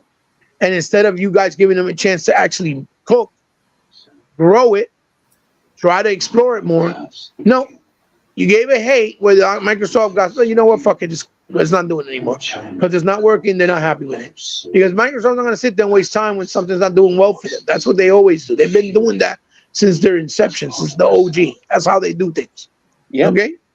That's why they moved to the 360 when the OG was not selling quick enough, but it was still doing decent. They're like, okay, let's move to the next gen so we can get a step first, on Sony. And it worked. That's why I don't know why they don't do that now. They should bring out the best and strongest console first than Sony on purpose so that they could be ahead of them by the time they come out. It's irrelevant. No, but it's going to be more powerful. No, it's not. Sony don't have the money to make architecture more powerful than Xbox. Let's cut it the fuck out. Now that the Starfield fucking update is out, but you can play it in 60, 40, 30 frames, even 120 supposedly, 120 more. Now nobody's talking about Starfield. When the whole conversation was, how dare they say that it was going to be 60 frames and the game was only 30, when the game is a more massive online open world game that was really demanding. And we were saying that it's demanding. So the game's not going to stay at a steady 60 unless you compromise. Well, how do you compromise? Well, lower resolution, less high textures, maybe no HDR. It's called compromise. It's the same thing you got to do on a PC. But you know, motherfuckers on PC love be like, oh yeah, we can play it at 167,000 frames, but they don't tell you that it'll be like at 1080p, mid to mid level fucking textures. That's it. They're not running ultra high settings or HDR full HDR 12 or Dolby Atmos surround or fucking 4K native or 8K or 6K at 140 frames. No, because the PCs can't handle it either. The game, if the games are too demanding, it can't handle it. That's just a fact. It cannot handle it. Okay, that's why I said, well, what we get on consoles is phenomenal for the price that you pay and for the fucking goddamn, you know, the way that it's created, the ecosystem, the way that it is so like what you call it, robust. Even though it's a console, that it almost feels like a PC, but it's not. You know what I'm trying to say? Yeah. And that's why I say that all the time. Only a lunatic would say, yeah, I want to pay $3,000 so I can run my fucking game at 140 frames. Like what? When you could get a console for like $300, trading in your old one. Yep. And you can get 60 frames at least in most games, and even 120 on a lot of games too. The only difference is that you can't change the settings the way you want to with every game. You just got minimal setting, you know, alterations that you can do. And you're gonna tell me that makes more sense when you're still playing the same game, having the same experience? Like, get out of here with that shit, bro. Cut it the fuck out. Cut it the fuck out. Cut it the fuck out. Cut it the fuck out. Yeah. Cut it the fuck out. And then you see all these fucking people trying to act like they've been talking and preaching this shit. When I was preaching in 2013, and all I did was get hate, got called the fucking bitch, a grandmother, got attacked personally. Niggas saying, oh, you just a fucking Xbox dick licker. You don't know nothing. You're crazy. You're a conspiracy theorist. And everything I said, everything, almost every fucking goddamn thing I said to the nose is now apparent and is what everybody on YouTube is saying when they're talking about Xbox, if it's in a positive way. Yeah. It's everything I said. I was ahead of the game because I saw it coming, because we experienced it when Sony did it to the Saturn, when Sony did it to Nintendo, when Sony did it to Dreamcast. We saw it. It's the same MO. It's just a different generation, but it's the same MO, the same Sony approach. That's why we knew. And no, you dumb. No, you don't know what you're talking about. No, I'm done. I don't know what I'm talking about. Okay, whatever. You know what I'm saying? So that's why I'm like, yo, these fucking people, they're a bunch of hypocrites, and there is no real gamers. And it's a shame that the ones that are real gamers, they'll even question me and be like, yo, yeah, like, nah, bro, what you doing? Why you hating? Why you hating other people? Like, bro, you weren't there when I was getting tore up on myself on Twitter.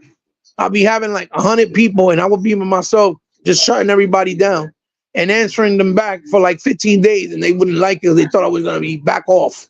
Most of them would either block me or they'll just get exhausted from talking because I would always have an answer. They would stop talking and they quit. Oh, like, bro, I've been doing this since I was like 14. All right, I've been doing this in schools, backyards, and recess. When we was arguing, saying, when I was telling niggas that Sega was better than fucking Nintendo, they didn't want to believe it. No, it's not. You crazy. Way better. Sega's way better. Way better. Way better. Way better games. Way better console. Way better concept. No, it's not. Like, yes, it is. I was the motherfucker arguing with all these Nintendo heads at that time. Yeah. So I know what it's like. This ain't new to me. And I'm not gonna back down, especially when I hear stupid after stupid after stupid after stupid. I'm not. It's not gonna work. It's just not gonna work. You better know what you're talking about because it's not gonna work. Trust me when I'm telling you. You better know what you're talking about because it's not gonna work. You know what I mean? That's why even the ones that call out, they won't dare say nothing to me. How many times I've been called out? Fucking Jeff Keighley, Dustin. They won't even answer me. They don't dare. They won't say shit. And Dustin, I told him, yo, put up your gamer tag. Where is it? He was the first one. Oh, Hi-Fi Rush, how could you? Oh my God, Redfall. Did you play it? Did you beat it? Let's see your gamer tag. Because if you played it and beat it, then you have a right to talk. Or a right to have an opinion at least. But if you didn't play it, what the fuck you doing baby crying? Because I know for a fact that it was only 6% of people that beat the game, according to the data. I'm one of those people. I didn't beat the game. But in my situation, it's different because I don't have the time to play. I'm very busy. But I barely get to play. But I've been saying this. Been saying this. I play only when I get a chance. That's why gaming for me is a luxury. It's no longer a hobby. It's a luxury. If I can sit down and play one day, the whole day, bro, that's a luxury to me, right? Mm-hmm. For most people, it's, oh, that's just normal. It's a hobby, right? No. So you know what I'm saying? But half of these is, oh, it's garbage. Oh my God, how dare they? And they don't even play the fucking game. They never even touch. They don't even own the game. At least I buy them and I own them. So if I ever want to play it, I have it. I own it. You know what I mean? I don't have to worry about not having the game. I can just play it whenever I get a chance. That's what gets me the maddest and frustrates me the most. I'm like, yo, man, like for real? We just saw last week 855 million videos. And this week, only 4 people did actual videos talking, the same kind of energy to Sony about what happened with them or what's happening with them. And there's no hypocrisy. Like, get the fuck out of here. These are the same people I'm supposed to trust that so-called have resources, leakers. Oh, yeah, we heard that. Perfect Dark, it's in a bad situation. Oh, my God. We heard that Satya's want to bring Gears of War and Halo to PlayStation. Like, dude, shut the fuck up. You niggas don't have resources. You don't have nothing.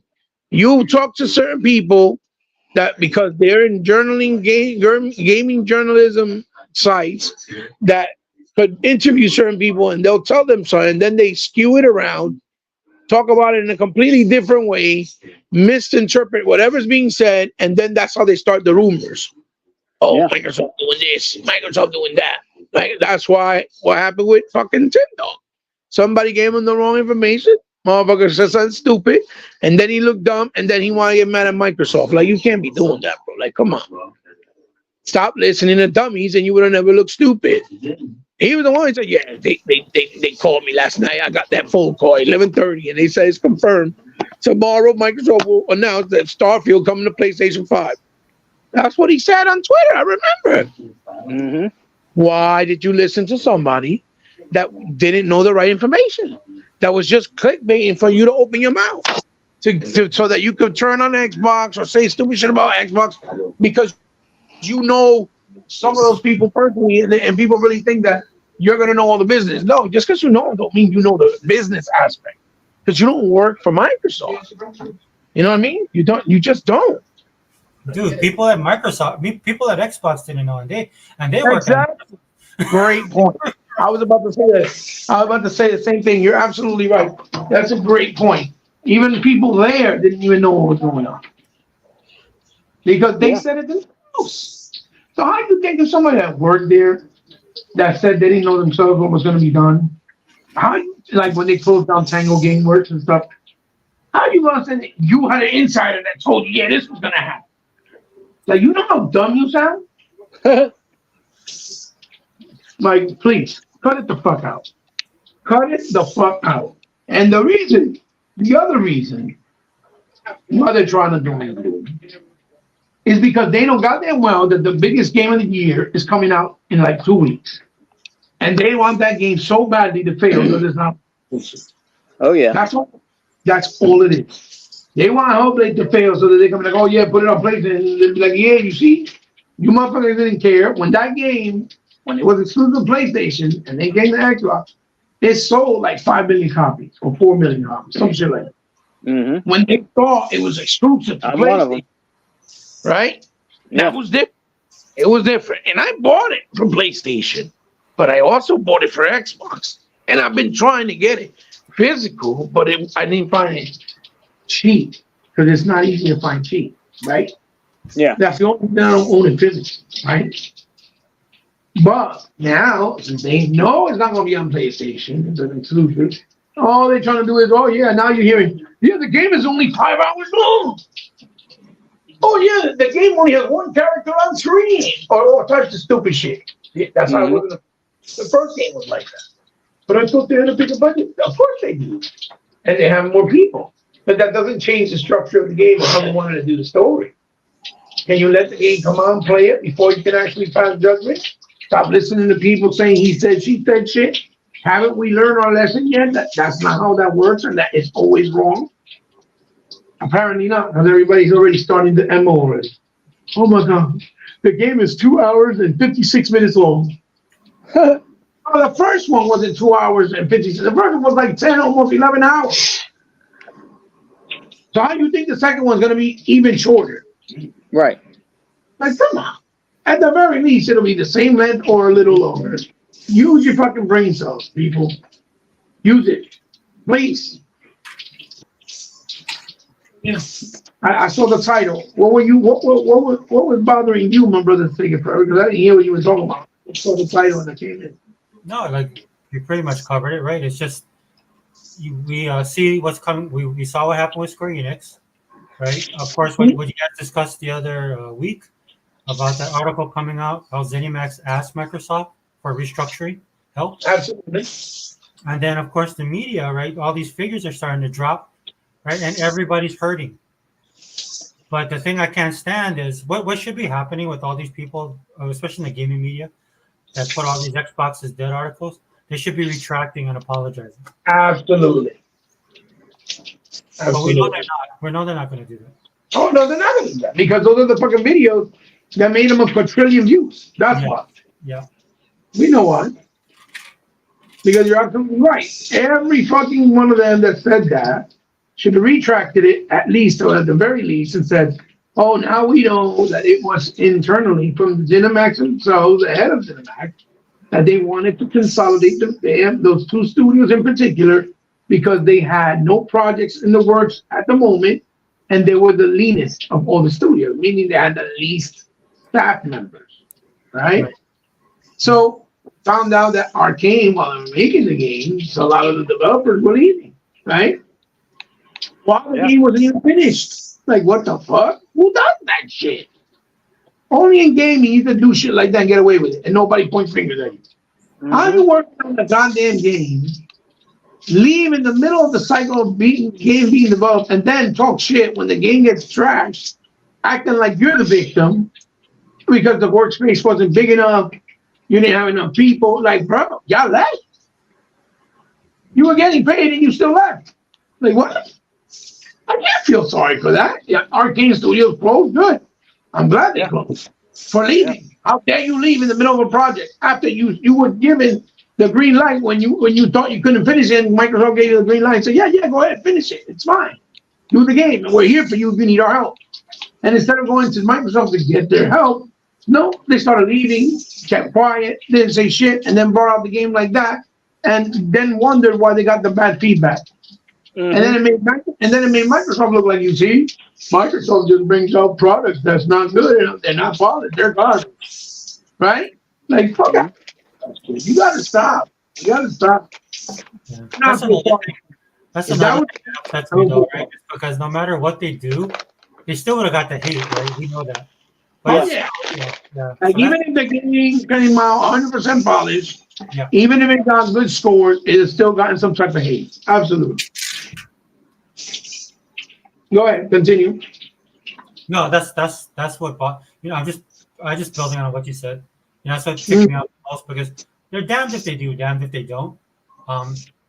Because it comes from a place that people just not. This is I said this in a podcast, dude. This is why I hope this opens up Phil's eyes to realize these people don't like you, bro. They just don't. And you're one of the nicest guys that I know in the game. They call him a liar. Yeah. They call him a fuckface, a soft ass, a bunch of shit. A bunch of shit.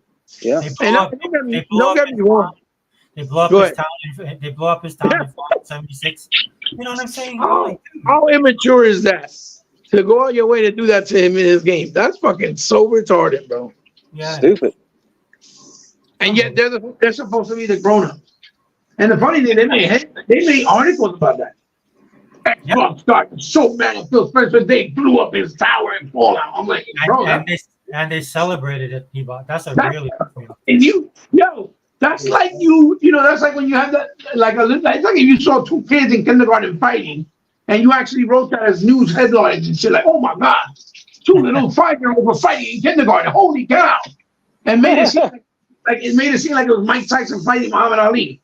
That's how fucking stupid that sounds. Yeah. Like, really, you made that into a headline? Like, bro, you have to be fired. That's fodder. That's not headlines. Like, what? That's fucking ridiculous. And then the thing with the real reason why we're getting all, they also talking all that shit because of Tango is because it was a Japanese studio. They're trying to say, like, see, this is why Microsoft can't establish no ground in Japan. This is why Microsoft can't make no good relationship with Japanese developers. They don't care about them. That's all it is, bro. That's all it is. But they don't fucking remember that the one who created it and the leader said, bye, I'm leaving. Why? I'm tired. I've been working in the industry for 40 years. I'm just tired. And yet, a month and a half later, with that Microsoft money that he got, he's like, hey, I opened up a new studio. Who wants to come with me? And like half the studio went with him. Like, wow, are you serious? Then he saw condescending and put a fucking tweet saying, I'm so sad Tango Game Works closed. What you mean you sad? You left and opened up another studio, you stupid fuck. Yep. What the fuck? Like, oh, nah, go fuck yourself, dude. I'm sorry, I don't give a fuck who you are. I don't give a fuck if you made Resident Evil. I don't give a fuck if you made GoldenEye. I don't give a fuck if you made Devil May Cry. You're an asshole.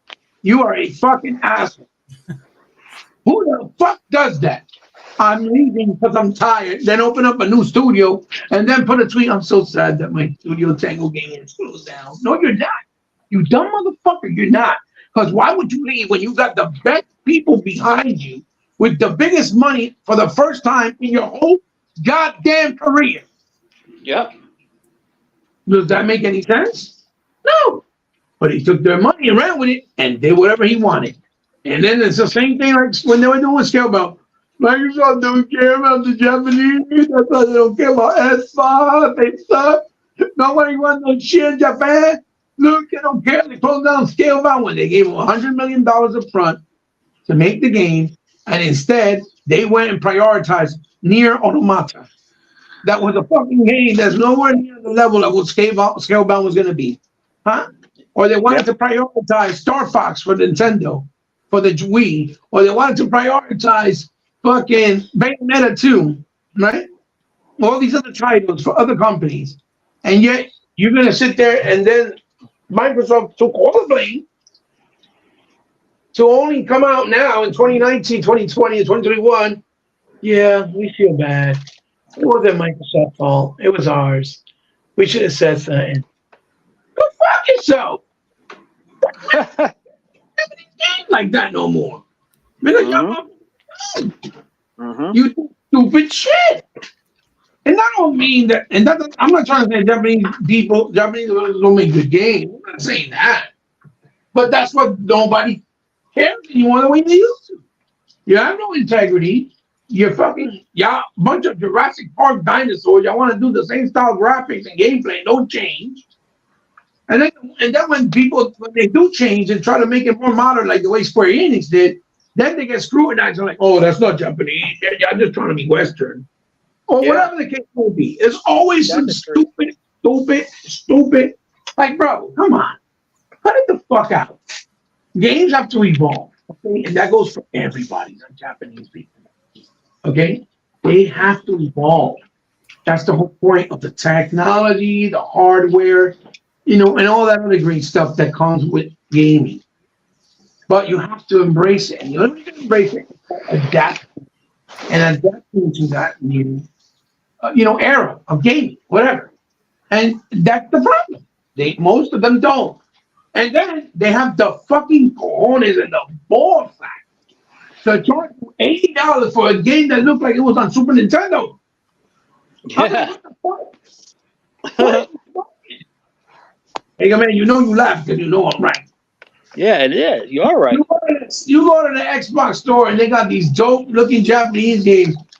That's just $79 $99. When you look at the graphics, they look like a Super Nintendo. I'm like, oh my god, wow, are they fucking smoking? Are they crazy? Like you're fucking nuts.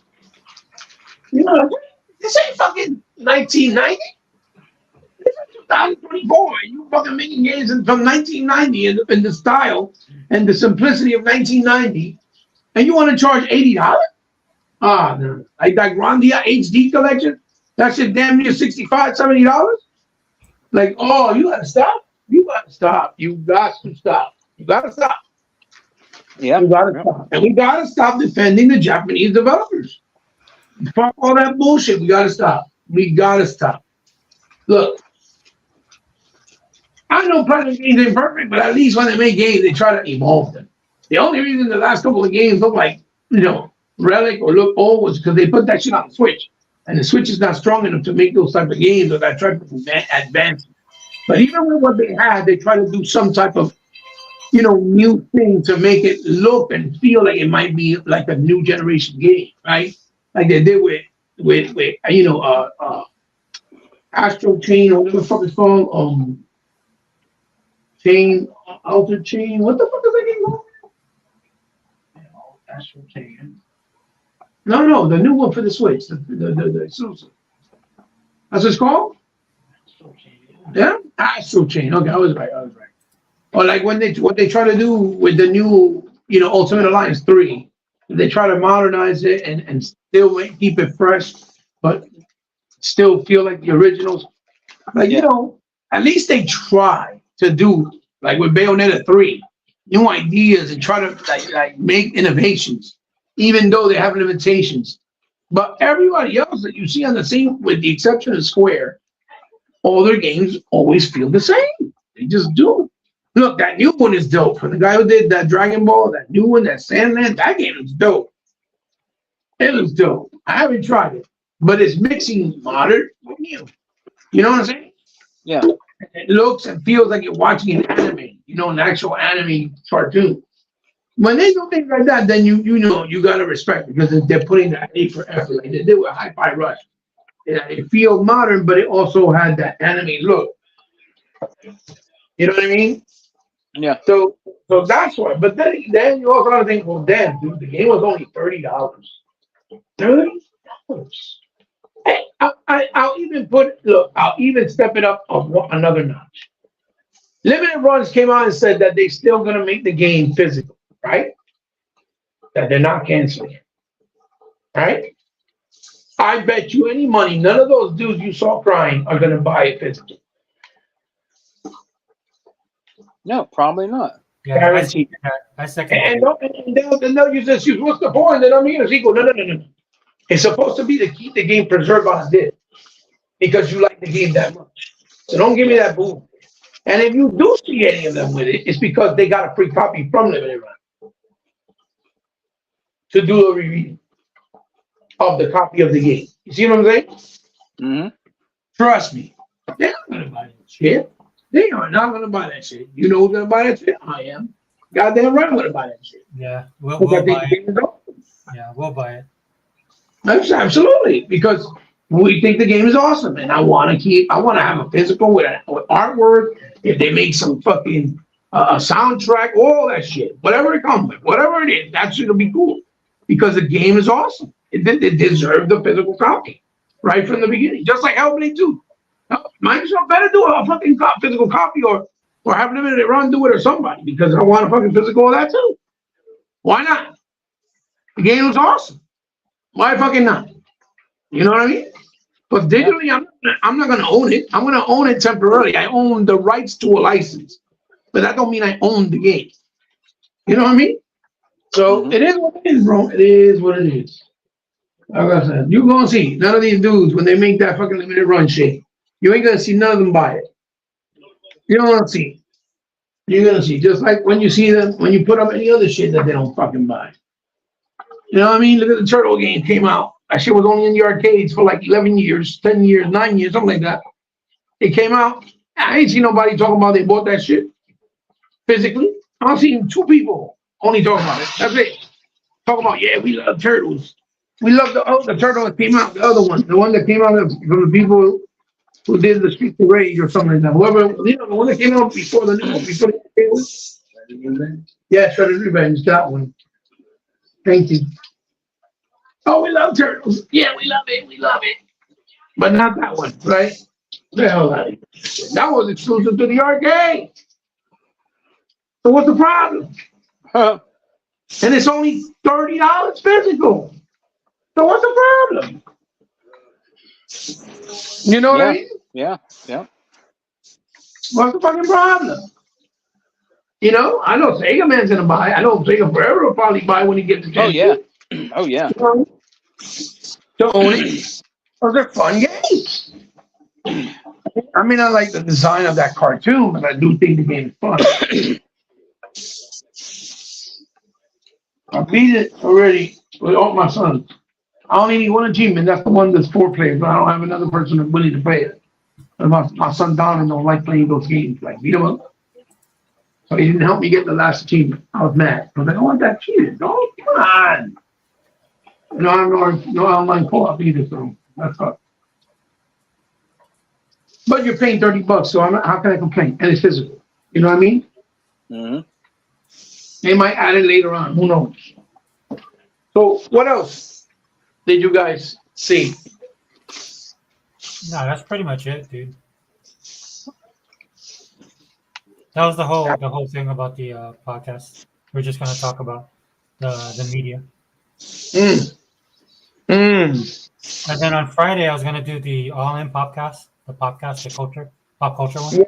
Yeah. And then we can touch on the samurai. The samurai thing. Oh, Jesus Christ. Oh, Jesus Christ. Here we go. That caught my eye just for the simple fact that Xbox has been getting some heat. And it's basically like Ubisoft walked up to Microsoft and said, "Hey, hold my beer." and Right. then, they went with the trailer and everybody's like, it's amazing to watch. Dude, it's crazy. And what I hate is they immediately try to turn it into a racial thing, right? Yeah. When you can see clear as day, it's not a racial thing. It's a pandering thing. All of a sudden is a Japanese woman and a black samurai. In an era where there was no such thing. Now, was there a black samurai? And is that character based off a real samurai? Yes, but he wasn't really a samurai. He turned into a samurai, just like the story of the last samurai with Tom Cruise, based on that that century feudal Japan type war that they had with the Americans. He got injured. They mended him, they helped him heal, and he became part of the clan. And you saw that movie, how much animosity and how much hate he had to earn his respect to earn himself into the samurai clan, which is also based on a true story of a white man or a British man, right? Whatever the case is. They were not, one person is not part of that era. You get what I'm trying to say? Yeah. It's the same thing. There was no such thing as female ninjas. Females in Japan weren't even allowed to go outside without permission, for Christ's sakes. It's just facts. So I think the problem that Ubisoft has, this is a problem that I had from them from the jump. That's why I guess this doesn't matter to me as much, and I already know about their history with DEI. They were DEI before this was a big thing. They've always been. And in a sense, I'm not saying I agree with it, but rightfully so in this case, right? They're a very international company. Yeah. Mm-hmm. But the problem I always have with Ubisoft when they did Assassin's Creed is like, because I'm a history person, you know what I'm saying? Mm-hmm. So they would only acknowledge the history when it serves their purpose, but then they'll ignore the history when it doesn't. And that's what I never liked about them. So what I did they make great games, don't get me wrong. But what I did was I just kept that in mind when I played their games. You know what I'm saying? Mm-hmm. Because my background and stuff, I love medieval stuff.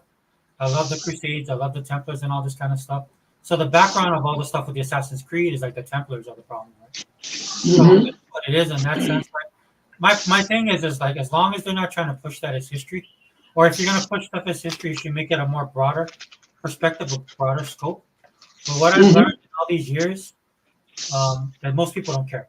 So you know what I mean? Yeah. It's like when they put the black chick as one of the squad leaders in the battlefield game in during World War II, I think it was, or whatever. When that wasn't real, there was no women in the battlefield.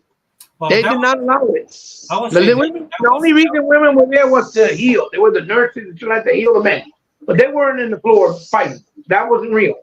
well, the reason that was so egregious is what they did was they replaced an actual squadron of men with women. Right.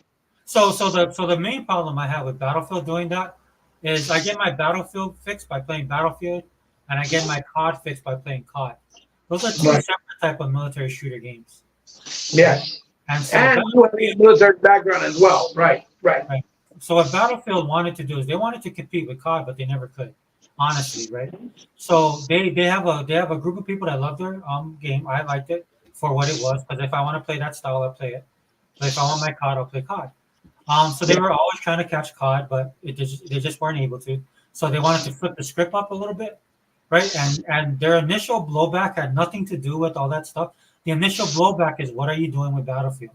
And I remember, man, some of the most hardcore guys wrote them and like, I don't really care about all that stuff. I want to care. If I want to, I remember one guy wrote this like, look, if I want to play COD, I'll play COD. I'll go buy COD. I don't want COD in Battlefield. I want Battlefield in Battlefield. Yeah, because they're two different types of games, even though they're the same. They're about military and war, but they can feel and play very different. So what did they do? Right? What did the guy said? Oh, don't be. He's one of the first guys that did this. He goes, okay, don't buy our games. And guess what happened? They did not buy the game. And that guy actually left the company, their president at the time. So that's what I'm talking about. It's that type of stuff that they do. Now, like Unlimited, touch base on it. Like he said, yeah, he's gonna buy that game day one. Yeah, go, bro. Go enjoy that game. That's my only thing with Ubisoft. It's like, dude, just create your own story there. It doesn't have to be historically accurate. Because if we're being honest, technically it's not historically accurate. Right. We can sit here and slice it and splice it and whatever.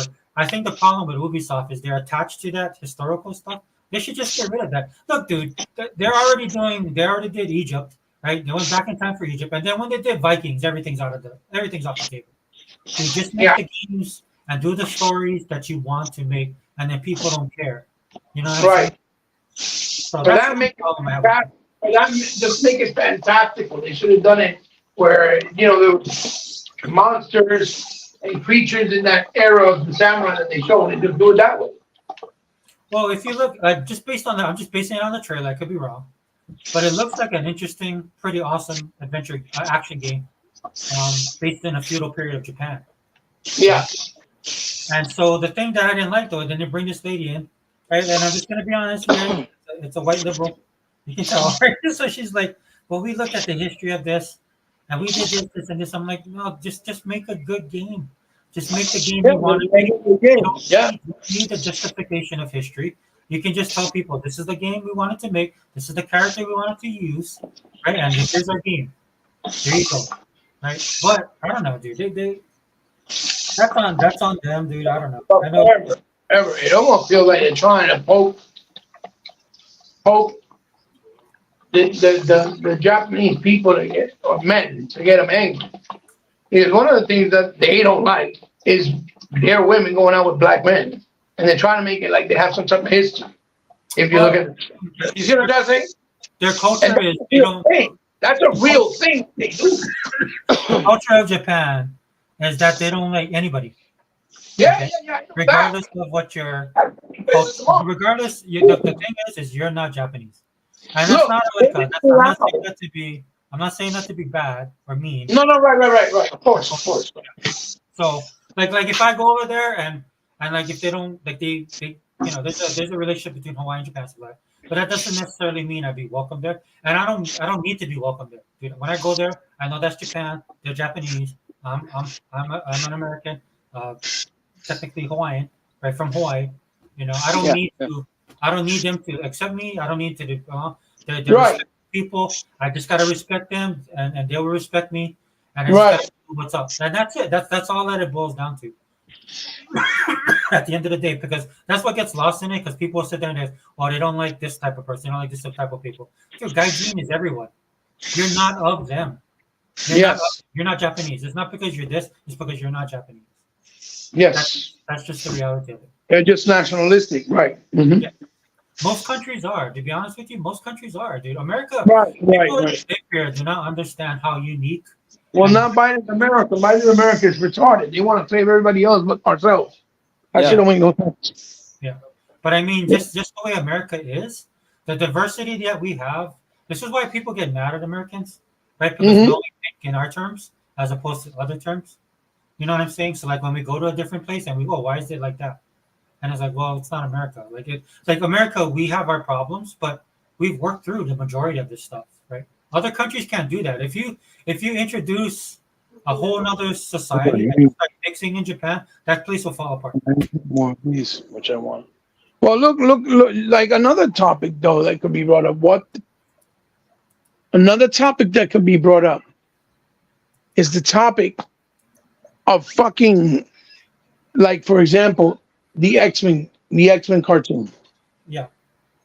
All of a sudden, everybody in America is an X-Men cartoon fanatic from back in the day. Right? When we all know that's not true either. Do you know what I'm saying? Mm-hmm. So that's another topic that could be brought up and talked about. Because you see all these people, especially people that are younger, that don't know shit, that you know they don't know shit, because they're the ones who like all that stupid shit that Marvel's doing now. And if they did new shit, they wouldn't be liking it. And they're over here talking about, oh my God, I love X-Men. I love this. Like, dude, stop. You're not a fan. You're a bandwagon jumper. There's a difference. Okay? I will respect you more if you just say, no, man, I've never seen it, but I just saw it. I think it's cool and I like it. I'm jumping the bandwagon. I want to be an X-Men fan. I'll have more respect you say that than you sit there and try to act like you've been like X-Men when you know you don't know goddamn shit about the X-Men animated series. You see what I'm trying to say? Mm-hmm.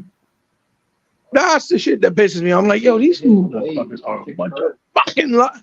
Yo, I can't stand it. And then these are the ones that get all this view. Like so many people believe their bullshit and their hypocrisy. That shit drives me insane, bro. It does. I'll be getting salty as fuck. I'm like, yo, my God. And I don't give a fuck if they got the views if they were sincere. But the fact that they're not sincere and they're getting the views is what pisses me off. You know what I mean? Just can't. No, but you know the thing with X-Men '97 is the funny thing is like people just assume that I would like it, and I hated that cartoon, the original. Right. I didn't like the original either. I didn't like it either. I could not stand it. The reason why I told my boy I didn't like it. I didn't like it at all. well, I was reading the comic books at the time, and the comic books was so much more mature. Yes. That when I watched the cartoon, I was kind of insulted, to be honest with you. I was like, dude, this is so kiddie. You know, they should be doing the stuff that they're doing in the comic book. So, you know, look, if you liked it, fine. I didn't like come down on it. Nah, I just don't care for it. So it kind of surprised me. I know that there's this fan base for the original cartoon. I don't know what happened. I thought they'd get more views, but then again, dude, a lot of people have canceled Disney Plus. Like I mean, it looks cool. Like I'd probably watch it if I had Disney Plus. Well, the writing. I've seen the first 3 episodes. The writing is much more mature than the original. To be honest. Well, the action looks better too. And the action is much better than the original. Yes. And I was trying to tell my boy, they don't believe me. They're like, oh, dude, the original I didn't like. I thought the original was almost like gargoyles. It had like that. Yeah, it was for kids. I don't know how to explain it. It had that Disney-esque feel to it. And it wasn't really being true to the comics. It was being more to like cater to kids and doing the comic book with comic book characters that people knew. If that makes any sense. You know what I mean? So I'm like, bro, I hated that shit. You know? And now you're competing with anime, you know, which is pretty much untouchable right now. Right? So this is the market that you chose to enter in. So you got to come correct. And this is the thing that all of this stuff aside, all of the culture war, all the DEI, all this stuff, I said this earlier in the podcast, I'll say it again. At the end of the day, you got to make a good product. You got to write a great story. You got to be able to present it in a good way. Because at the end of the day, that's what matters, right? And you're right now, you're at a time when people are stressed for time and they're stressed for money. Or they're stretched for time and they're stretched for money. Right? And you want them, and then you're trying to sell them a product Even if it subpar, it won't cut it. And even if it was per excellence, right, it won't cut it. That's just the reality of it. So that's good. That's not a bad thing. Yeah, no, you're right. You're right. I was talking to my son. No, because they saw an article where it's talking about that the Hellblade embargo lifts an hour before the game comes out, and I said that's good because that's not gonna let nobody talk shit about the game and fucking talk dumb shit and try to crush it. That's why you hear all these people trying to push fake narrative.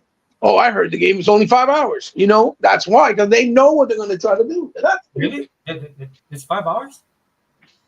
No, that's what they're trying to say. That's like a rambling. Somebody's coming out saying, "Oh, the game is only 5 hours." You know the way these guys play games, dude. They don't. You know, this is why when people finish certain games and I'm playing the same game, I was like, dude, how did they finish it so fast? There's like so much stuff. Play it on easy. Most of these gamers play it on easy, and they don't play it on hard. I'm not buying that game. You know what I'm saying?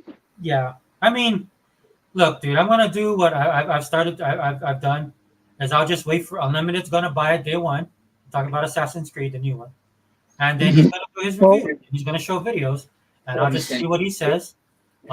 He's never started. Well, I definitely trust his opinion more. I definitely trust his opinion more than anybody I hear.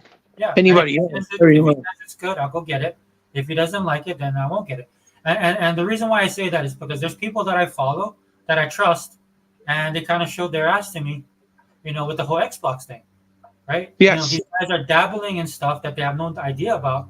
Yet one of the biggest thing on their channels is that they're against media narratives and rehashing stuff and just going along with the crowd.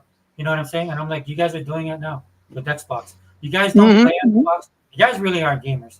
You guys really shouldn't say anything about it. But because you're picking up steam, so for me, I'm kind of like, okay, you guys, this is what I was talking about earlier in the podcast about overcorrecting. I don't want to be that way. You know what I'm saying? So I have my hangups about what Ubisoft does. That's my personal hangups.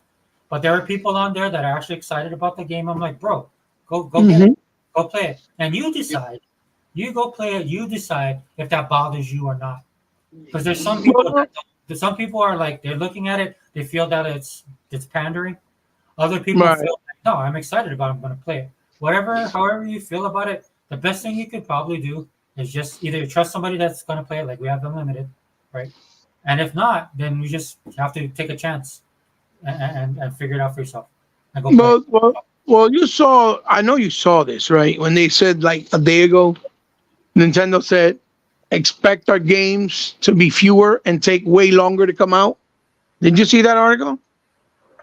Who said that? Nintendo? Nintendo said that like 2 days ago. And everybody was like, oh, that's fantastic. As long as the game is quality, that's all that matters. Yeah.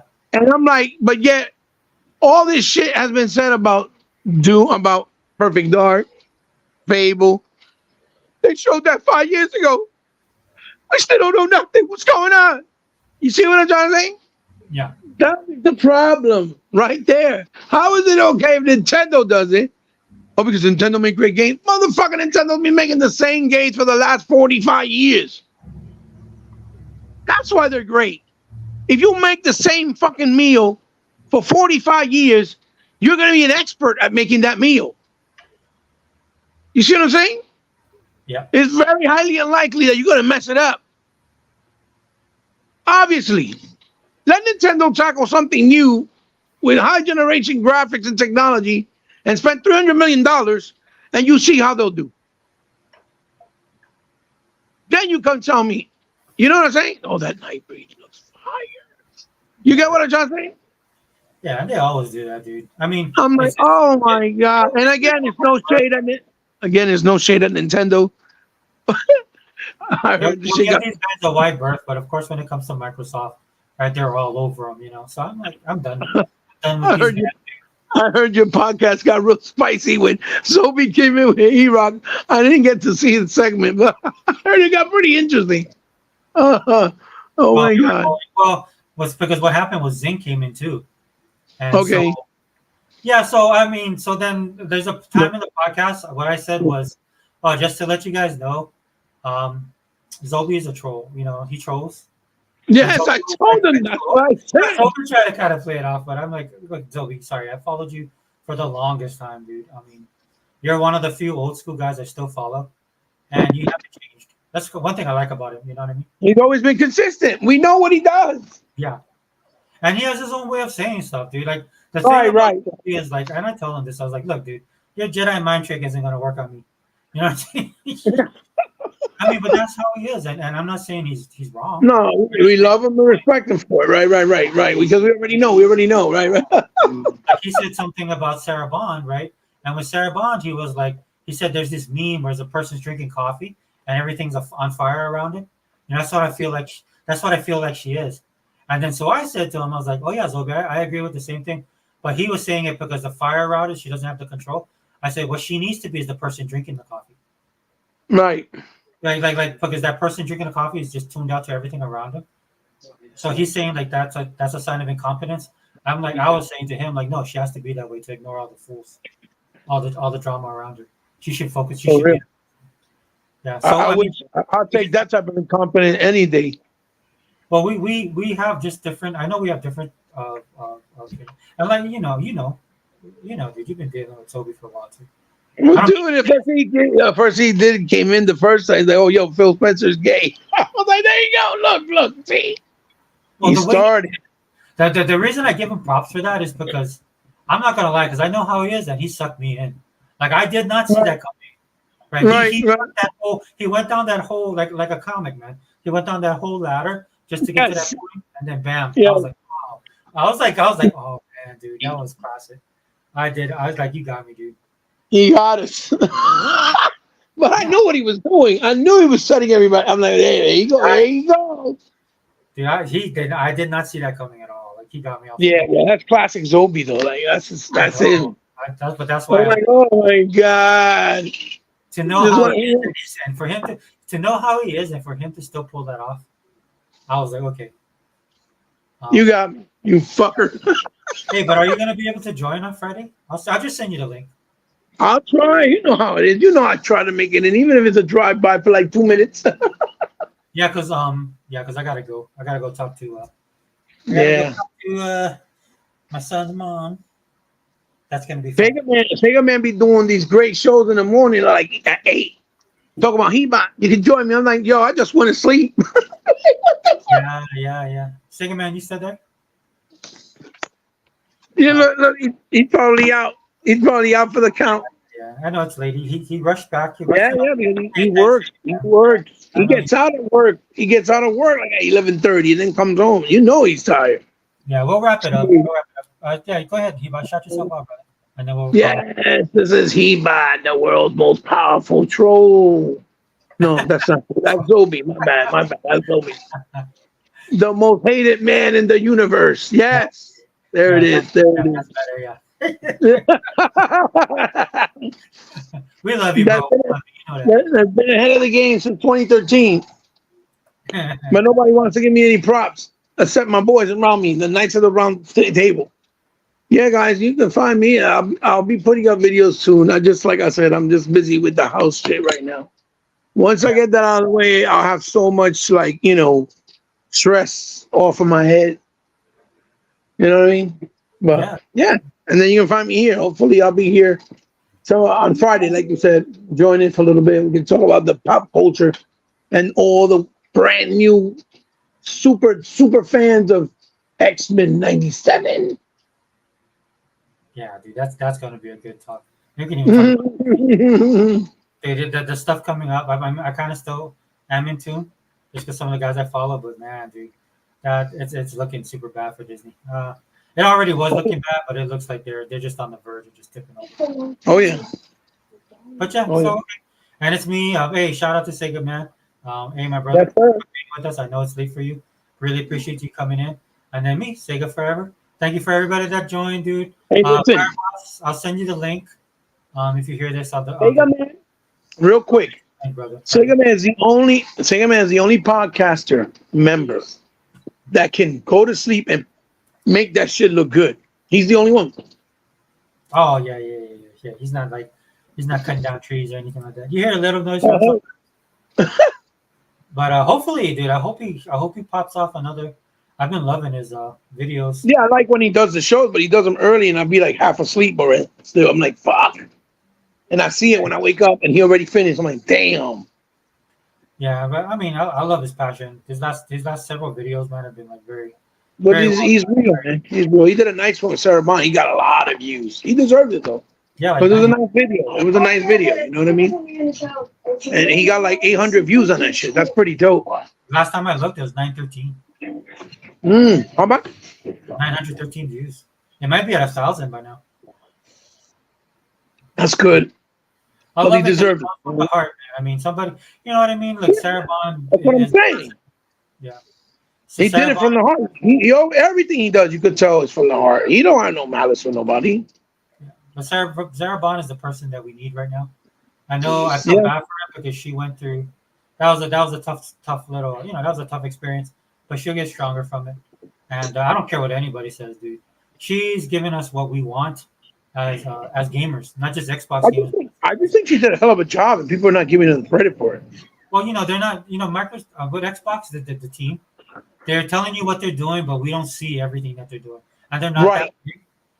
They might Right. have to start doing that kind of stuff. I love how they're using Xbox Wire. I should think they should just transition to that. And then Tina Amini does an Xbox podcast. They should expand that. They should just go back to doing their old shows like they did back in the day, and start ignoring the gaming media. I mean, Yeah. I was so I mad think about everything. I I think was so it'll mad, work good in her favor. yeah, but I was so mad about everything. I was just telling. I was on Twitter saying, dude, if I was Phil, I would have canceled that June 9th show. I would have been like, okay, okay, well, okay, we'll just pull back. I would pull back, dude, and see, you know, like, Just to okay, show them that they're not relevant without Xbox. yeah, because these people, like some people will probably say, well, they already got the stuff in place, or if they did it now, the people will say that they're losing. But dude, people are saying that anyway. No matter what they do, people say it. Yep. And then I come to my senses and realize how petty I am because I am petty. But that's the kind of stuff I would do. Like if somebody nuked my account, if somebody nuked my town in Fallout 76, I was like, oh, that's pretty cool, bro. And then I hear, and then I would nuke his account. I would think about Fallout Exactly. 76. And then I would look at everybody else. Does anybody else has a problem with that? Right? And then people would leave, but then they will come back. That's the thing I think Microsoft needs to realize. Right? No If you have Mike. Sony, dude, people will come over because they have no other choice. But I know they're not that kind of company. Yeah.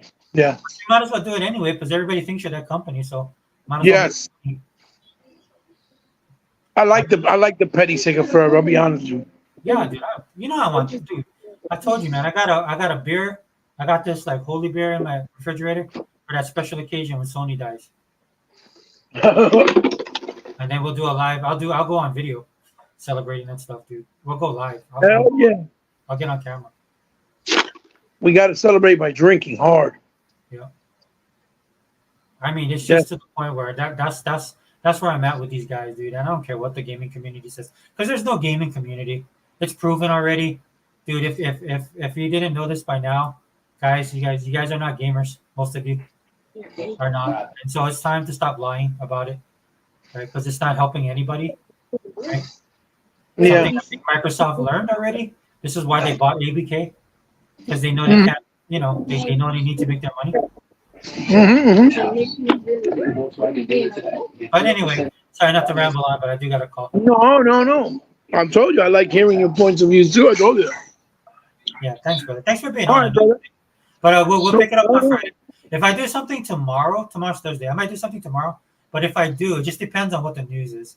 But if I do, I'll definitely shoot you guys links. Okay. okay. Okay. All right, my brother. All right, All right, brother. Talk to you everyone. soon. Yeah. Good luck. Good night, puppy. Bye. Bye.